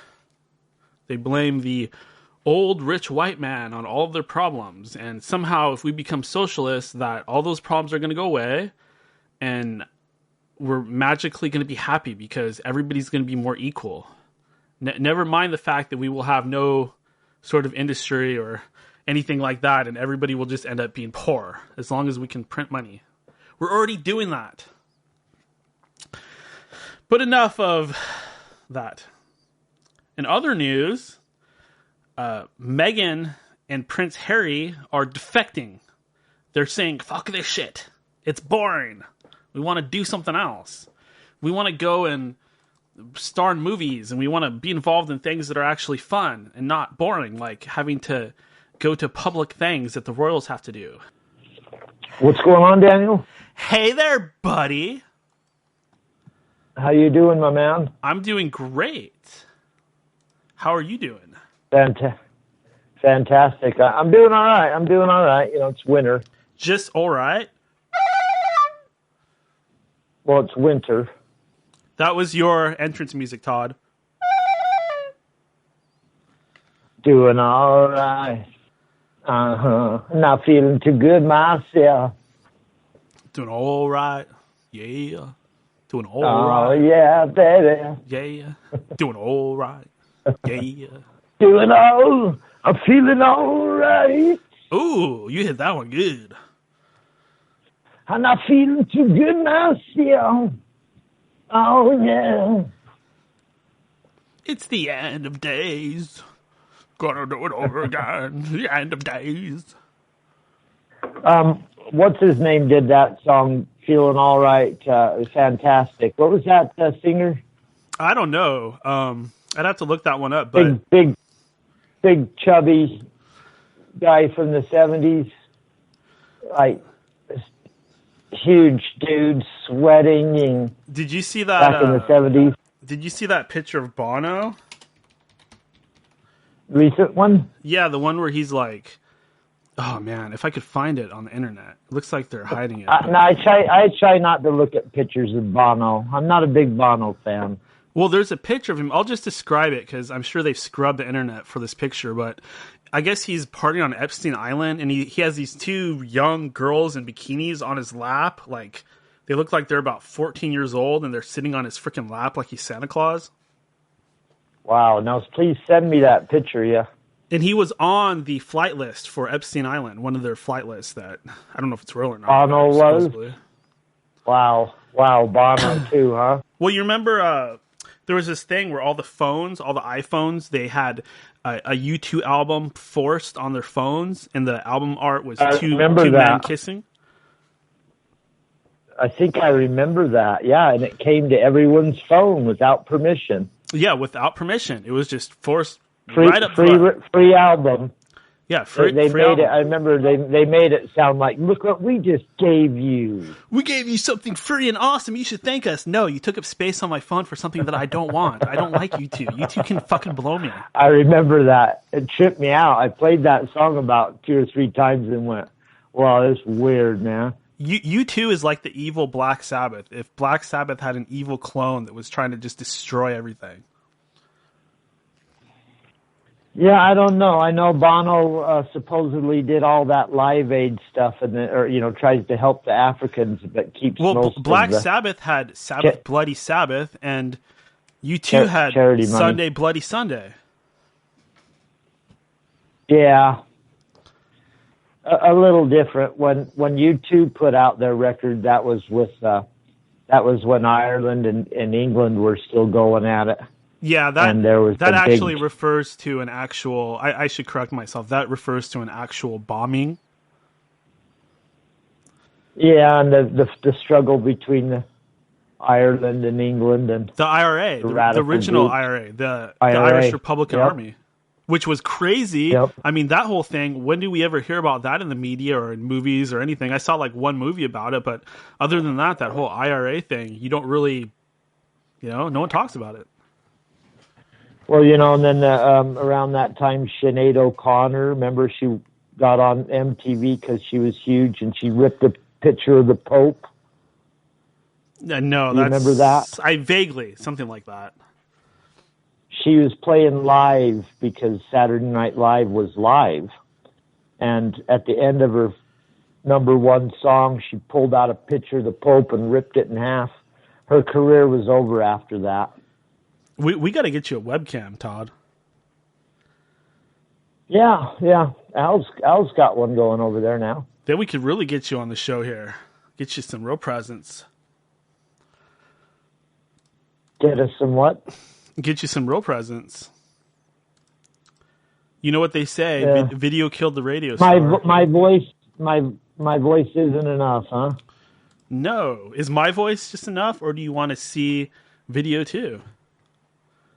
Video, yep, that's the wave of the future, Daniel. That's the wave of the future, buddy. Exactly. Why should we be limited to audio when you can see my boring image just running my lips, and I don't think it adds much. Gets the people going. Watch me pick my nose and totally. Fantasize about me. Gets the people going, yeah. But hey, this thing about the British royals. They are unhappy because Meghan and Harry want to go off on their own. They don't want to play ball anymore. Yeah, and then Prince Andrew's been defrocked. They've taken all of his royal badges off him, and England stopped paying Prince Andrew a stipend that he got every month, or the Queen or something was giving him a couple $100,000 a month. They took that away. I love this because I fucking hate the royals. Oh, man. I hate that shit. Why does our media report on a monarchy in another country that has nothing to do with us? They don't even do anything. Why do we have to always hear about their fucking asses?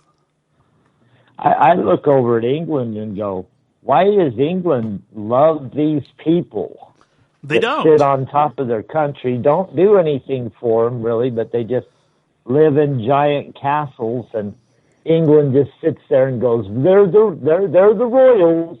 You're like, huh? They're the royals. We love the royals. Oh my God, they're so princely. Yeah. Take pictures. Look at what they're doing now. It's like the old ancient times when they thought that the rulers were gods on the earth. It's the same shit.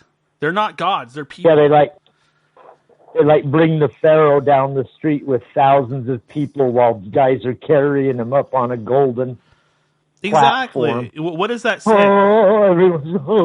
What does that say? We're not equal. This person deserves to get tax money for sitting on their butt and just having a title.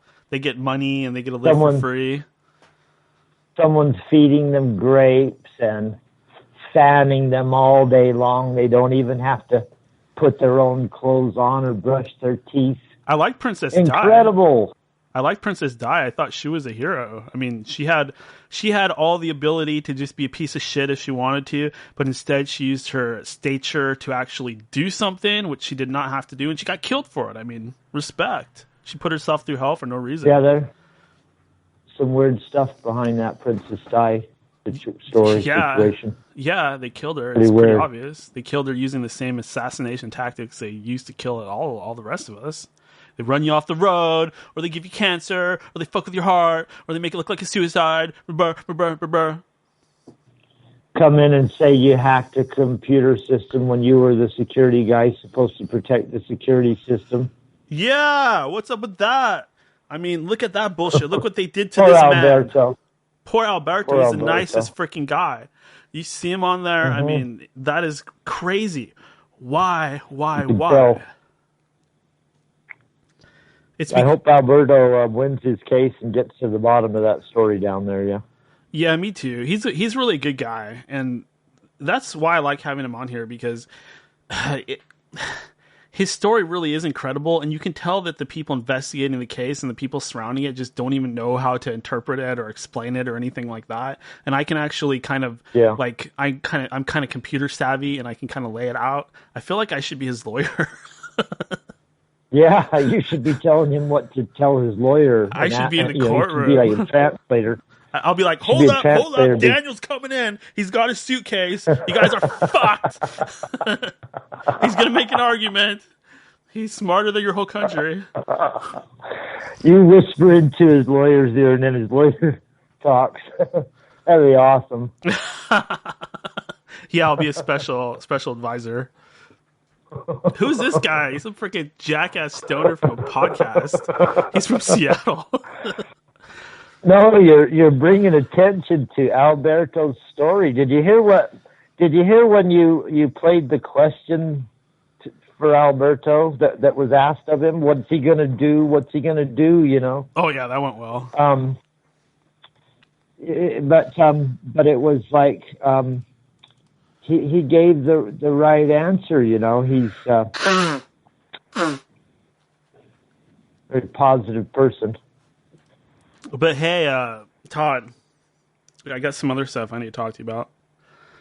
Got some other stuff buddy. here. So, as you know, there is a huge wave of people infesting Europe. They are just coming in like nobody's business. And Germany and France and, you know, I don't know all the little details. I don't pretend to. I don't know what's going on in every little country, but they seem to just be allowing... The Great Migration. The Great Migration. I wanted to talk a little bit about that. It's crazy. It's being completely covered up by our media, and this is the alternative media, so we should probably talk about it at least a little bit.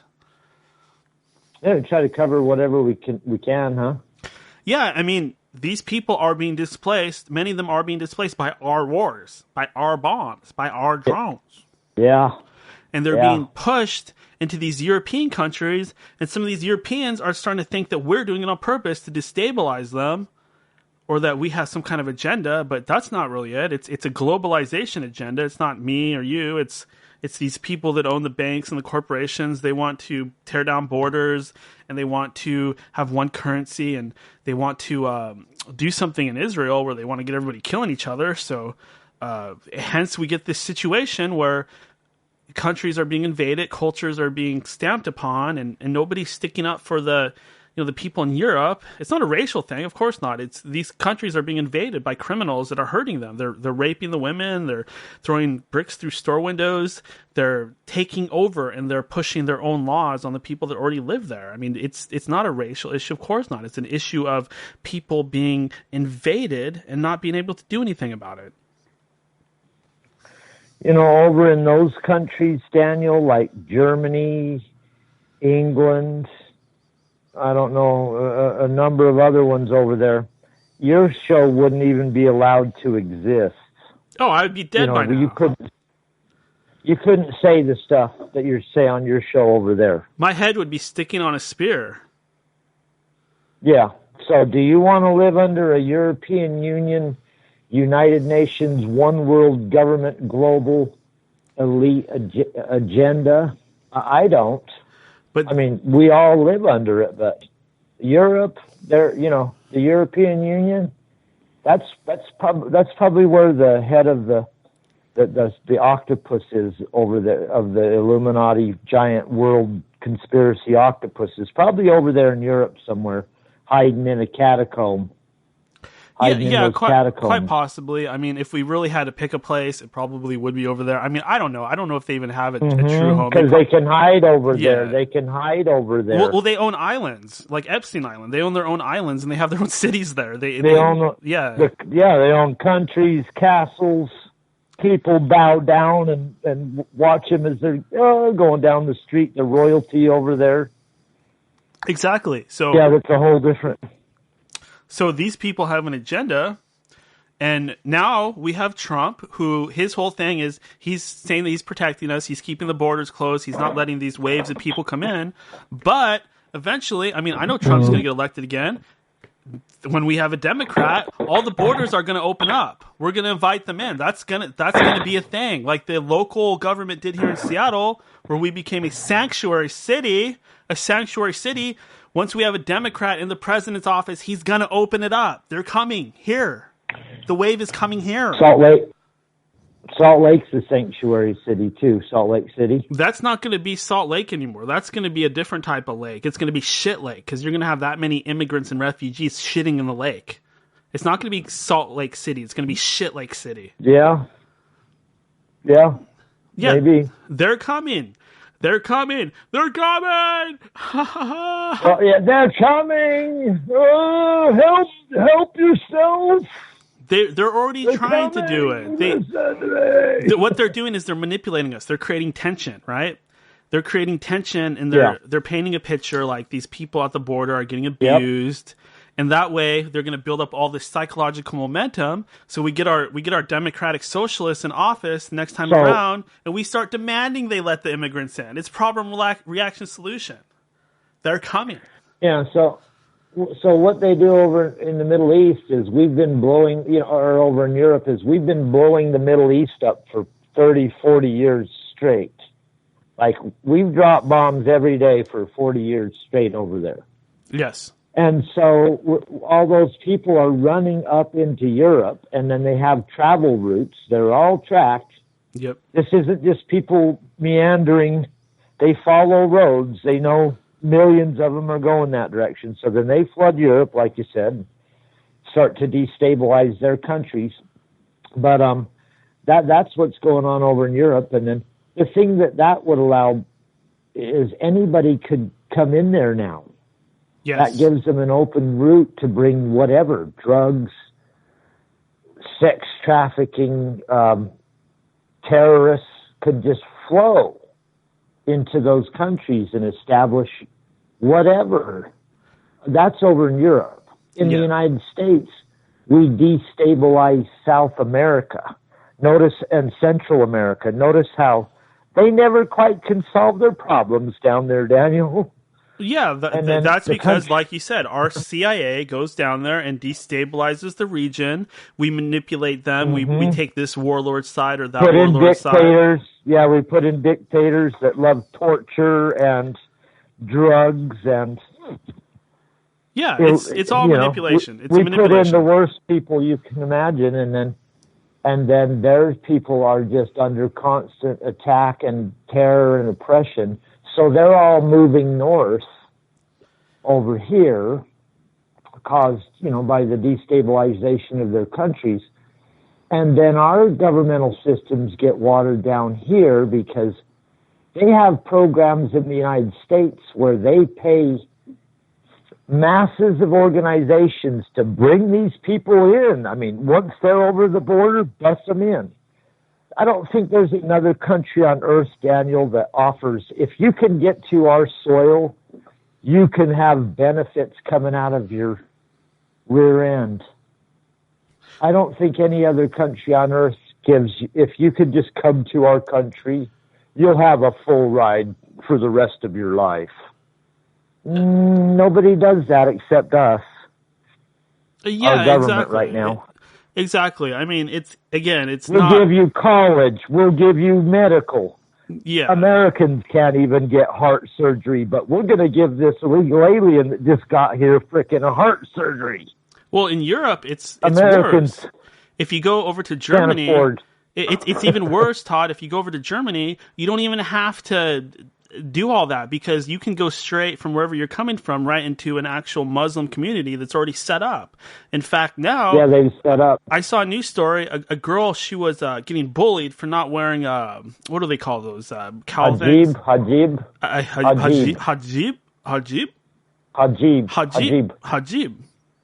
I saying that right? Hajib. So she was not wearing a hijab. And the other students she were wasn't bullying covering her. her face, yeah. Yeah, and then the parents, they complained to the principal. This is Germany. And he says, maybe she should wear a hijab. Yeah, and she won't be picked on. Yeah, I mean, okay, you want to talk about racism? This is racism. It's reverse racism. It means if you are not Muslim and you don't obey Sharia law, they're going to start chopping your head off and whipping you and kicking your ass and throwing bricks at your head, etc., because that's one of the tenements of that religion is to, I'm not talking about all Muslims, I'm talking about the like extremists. And a lot of these people that come into the European countries are extremists. They're going around in rape gangs, and they're actually raping European women, and nobody's helping them. The police aren't helping. The neighbors aren't helping. These people don't know how to fight back. They don't know what to do. Just go look on social media. Go look at what's going on in Europe, what's going on in Germany, France, Sweden. Look at what's happening. Women are being raped, and the fucking Democrats, they think that they could just open up the borders, and that's not going to happen here. Of course it's going to happen here. That's what the NWO wants. That's what the Illuminati wants. They want to destabilize every culture because they want one world government. One world government, one currency. They want a borderless, open society of drones who obey. Yeah. Believe me, we could put a fence up that nobody would get through if they wanted it. Yeah. I mean, I don't doubt that. We spent $780 billion this year. Trump just passed a new military budget for the military, $780 billion. That's a quarter off of $1 trillion. Our whole economy is $2 trillion plus or something, supposedly everything we make. We're just printing money. Believe me, we're printing money for more weapons and more bombs and more crap and more fake nuclear weapons and more invisible cloaks and more hover jets. But Daniel, a couple of guys are making some money, so it's all good. Oh, yeah, as long as the Bush family can make their money and some Saudis can make their money. Fuck the rest of us. I'll just keep eating shit. Yeah. I'll just keep shoveling shit and eating shit because that's what I do because I'm just a proletarian. I'm just a proletolite who doesn't fucking matter. I'm just a fucking piece of shit. Totally. I'm just a fucking drone. I'm just a poor fucking good-for-nothing fucking piece of white trash that does not matter in the grand scheme of things. I'm just a fucking cattle. I'm a fucking cow. You're a number. I'm a number. And it's not even a good number. You know what your number is? 666. It could be. No, I'm not even that cool. I'm not even that cool. I'm 555. Yeah. What? 5 doesn't mean anything. The most boring number of all. That's what we are. We all have a social security number. We're just fucking numbers. We're just more money for them. We're fucking slaves for them. We're only born. We're only born so they can stand on our shoulders. Did you ever hear that Bob Seger song? I'm just a number. I feel like a number. I'm pretty sure I've heard it. Not specifically, but. Oh, it was so cool. Back in like 19. On the road again. Here I am.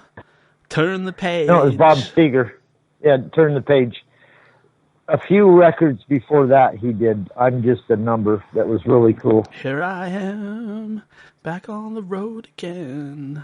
Here I am. Back on the stage. Here I am. On the road again. Well, you got a beautiful voice. Blah, blah, blah. There I go. Turn the page. Here I go. You know Metallica covered that song. Turn the page. The original's so much better. I go. But hey, Todd, have you heard this new song by Future? It's called Black Jew. I heard that. I heard that recently, yeah. Yeah, Future. So he's actually the guy that was dating Ciara, who's now dating our quarterback, Russell Wilson, or she's married to him. Totally irrelevant. Seattle quarterback? Yes, the Seattle Seahawks. Russell Wilson. Gotcha. Yeah, the best quarterback in the league. Utah doesn't have a football team. The only state in the United States that doesn't have a football team yet. Well, you know, when our teams suck, we might as well not have one. So, I only watch the Seahawks because they're good. I mean, I'll tell you right now. No, I'm just teasing. There was plenty of time back in the 90s. You wouldn't hear me even mention the word Seahawks. It was a word of shame. We got University of Utah and we got BYU, so we do have there some you teams. Go. So. There you go. Yeah. But anyways, back to the future. Yeah, so the band. So he wrote this song called Black Jew. More and more, I see more people. They're starting to wake up and realize that the Hebrews were black. Well, do you know for sure that all the Hebrews were black? Couldn't some of them have been like olive skins? No, they were not all black. There's 12 tribes. Okay, then.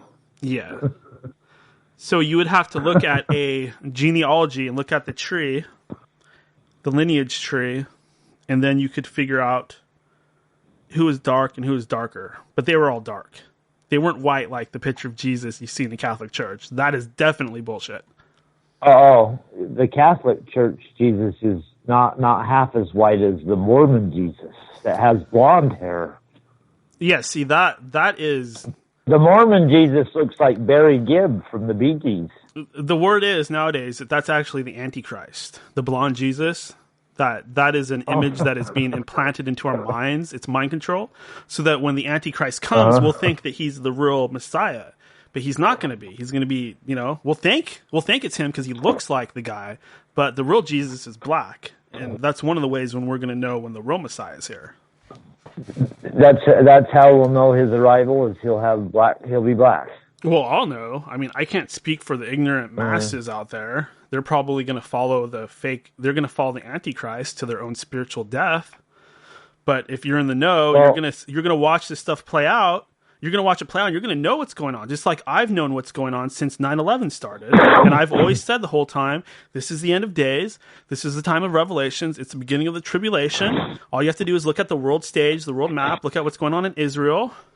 Bada boom, bada bing. Study your Bible. Read it 5 times. Study any prophecies. Study the Hopi prophecies.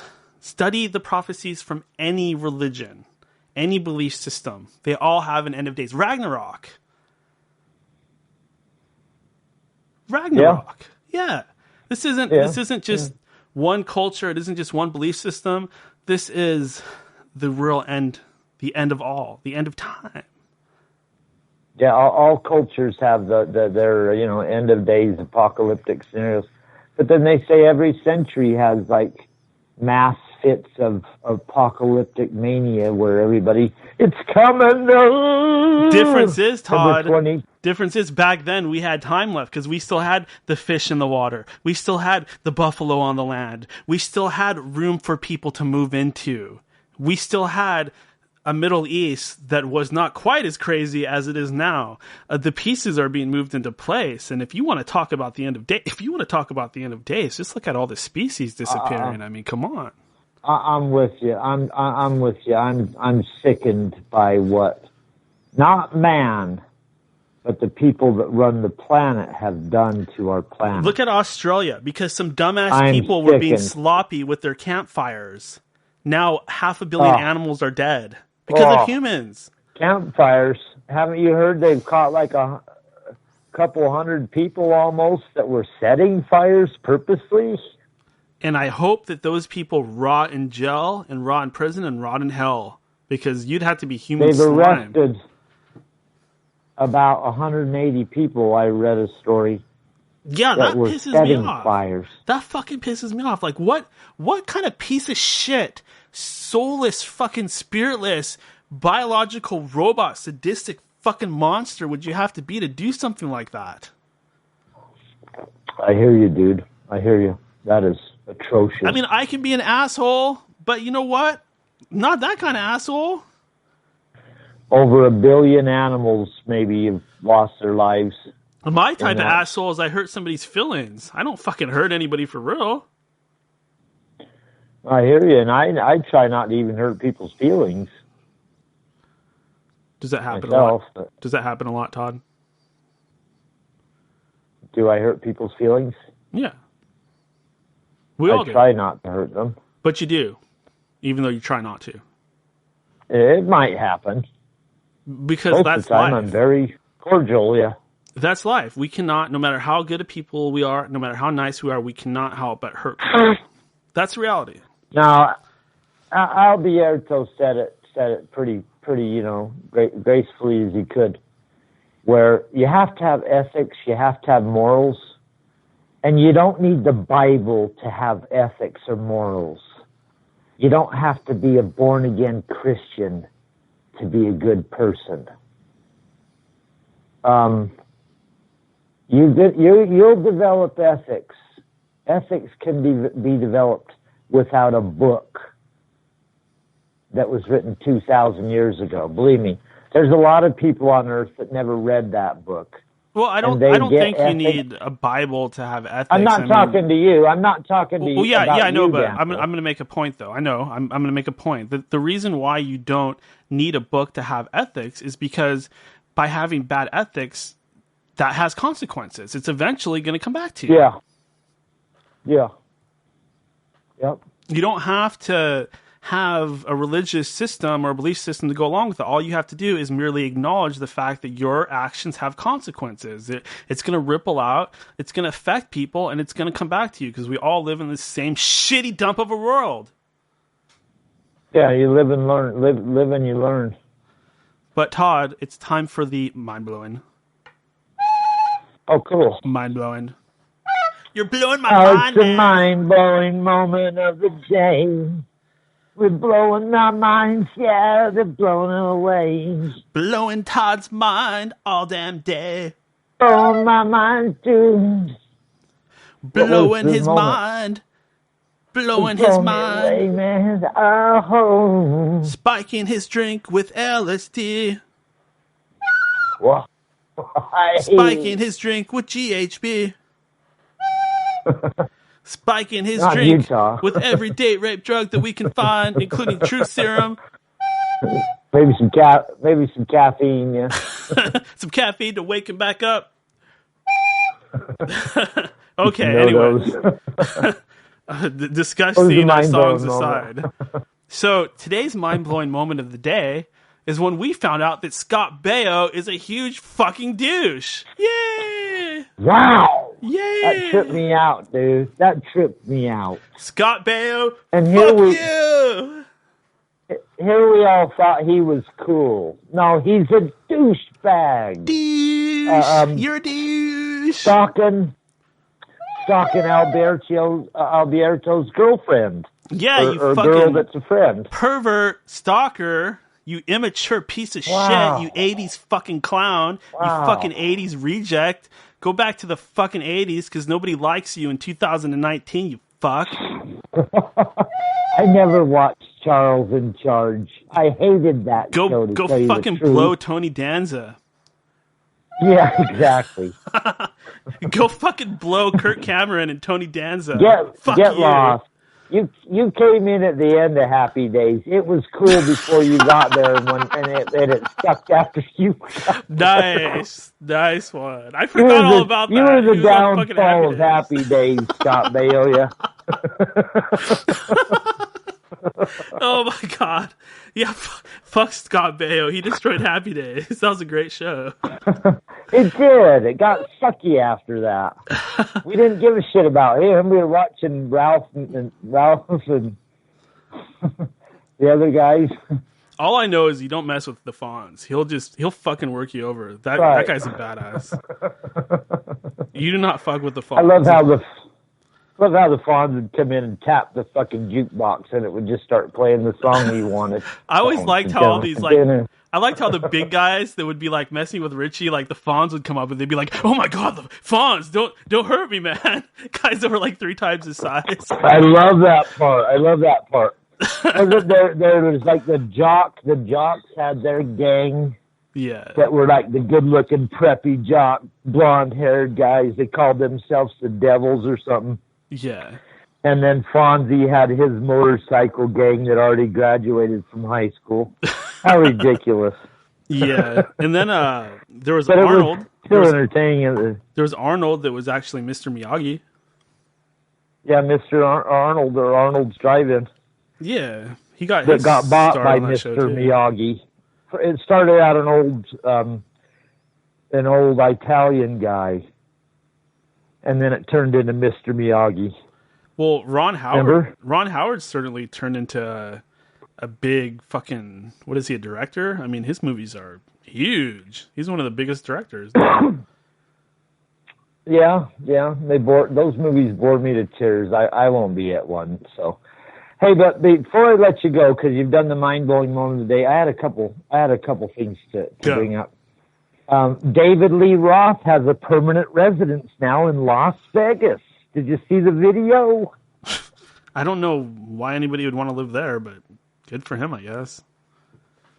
He's going to live there, all expense paid, free, and play every Saturday night till he dies, like Elvis. Oh, that's very So he retro. put on his first show 2 nights ago. Really?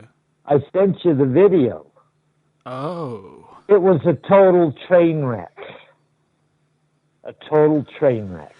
Yeah. But, it was so bad, Daniel, it was good. So anyone listening, I recommend you go look at David Lee Roth's opening performance of his thing. I think it's the Hard Rock Cafe or some casino that now is going to have him every Sunday night. If you want to see David Lee Roth at Vegas, he's there permanently now. Kind of like Frank Sinatra, Elvis, those other guys. I just looked it up just now for kicks. I see what you're talking about. It is so funny. You will laugh your ass off. What's he wearing? He's wearing some shiny disco shirt. And he's got this cod piece on in his crotch, too, where it looks like how you'd tie your shoelaces up. He's got this shoelace crotch cod piece going, so. Hey, you gotta know when to get over and watch that, yeah. Yeah, you gotta know when to hang it up. Period. Well, no, that's where you hang it up. He's an old man. They're giving him a residency there now. He can come down from his room after eating peanut butter, chicken, bananas. Remember Elvis had a diet that he had his chef make him peanut butter cornflake chicken. Well, you know what I love about Elvis is there's certain people that have been so influential on the world that they have earned the title of king. Elvis was the king of rock and roll. Michael Jackson was the king of pop. Howard Stern is the king of all media. These guys were so huge, they became literal kings in an age where we don't have kings anymore. What do you have to do to get a title like that? The 3 kings. Yeah. Kings of culture. Yeah. I hope one day that I will be a king as well, and other people will call me a king. Oh, you're already a myself king. You're the king. You're the king of your own kingdom over there, Daniel. The End of Days Radio Kingdom. You're the king. I'm the king of crusty conspiracy podcasting. Your show's the #1 show in the world, buddy. It's the #1 show in the world for people that hate Hillary Rodham Clinton. Yeah, I can't stand that woman. But, so your show's got that going for you. But, on that Salami guy from Iran that got killed. Mm-hmm. Salami. Salami, yeah. Salalami. Salamamamami. I heard he was killing a whole bunch of ISIS and Al-Qaeda, and they hate that when you go over there and kill ISIS and Al-Qaeda. It's like, God, you're going to take away the reason for our military-industrial complex to go over there and fight. We spent all this time inventing ISIS and inventing Al-Qaeda. Don't kill them. We need them. We can't have this guy cleaning up our dirty terrorists that we've created. Get rid of that guy. I don't think Trump really even... I love Trump. I love Trump, but I don't love all the swamp creatures that he's filled his administration with. I don't love Trump, but recently, Todd, I have really looked at all the facts, and I had to admit to myself, he's doing a good job, at least with the economy. I mean, come on, are people really gonna say that we haven't had improvements when we had? That's just defying reality. You don't love that flowing freaking hair, that style, that complexion. Always perfect. No. Just got a tan. I'm past that phase of my life where I hero worship anybody. He's just a dude to me. I mean, come on, these people, they're so self-important. You know, I'm a judge, I'm a president, I'm a doctor. No, you're just a person just like me. I build buildings. Yeah, I build buildings. I'm a manager. I'm an owner. I'm this, I'm that. Fuck you. I used to have a TV show. Elect me as president. Yeah, it's just I don't hate him. I see what he is. He's a puppet, just like Obama or Bush or any of them. I liked Obama. I mean, I see no reason to hate him. Yes, he's a puppet, but is he the Antichrist or is he this murderous evil man? I just don't see it. I just see kind of a half black guy that tries to do a good job, and same with Trump. I see somebody that tries to do a good job, and there's all kinds of conspiracy stuff you can talk about, but really, are these guys really tuned into that? I mean, they're being controlled just like we're being controlled when we go work for a corporation that's owned by the Rothschilds, or we go to our bank. You know what I'm saying? It's like they're no more controlled than the rest of us. We're all puppets of the Illuminati and the Rothschilds and the various other pieces of shit. The whole political argument's created by them and the media, and they keep that going so that we can all get excited and have something to talk about while they sit and steal our futures out from under us. Exactly, because I'm a cow. That's all the news is designed to do, is make you think you're either left or right, or you have an opinion. It's all manipulation. When in actuality, it's manipulation and psyop that takes your mind off what's real, which is you're being robbed of everything that's good for you. Well, these people that get on Twitter and social media and all that, these like big conservatives and stuff, they don't really believe that stuff. They're just trolling. They're just taking the conservative stance because they know the conservative leaning people are going to be like, yeah, raw, yeah. And that they have an inbuilt fan base. So you can jump right into that if you want to. Yep, and it's taken them a minute, Daniel, but they've developed computer systems and AI that have, if they don't have actual armies of people, they have armies of robots that are going out and doing the business of changing social consciousness. We're moving into the most dangerous age of all time, and it is pretty spooky. Because they're going to flip the switch. They're going to try to make this automated.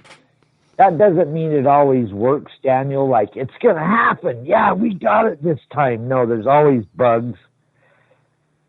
There's always bugs when anybody tries to pull off a sneaky operation, to overthrow people.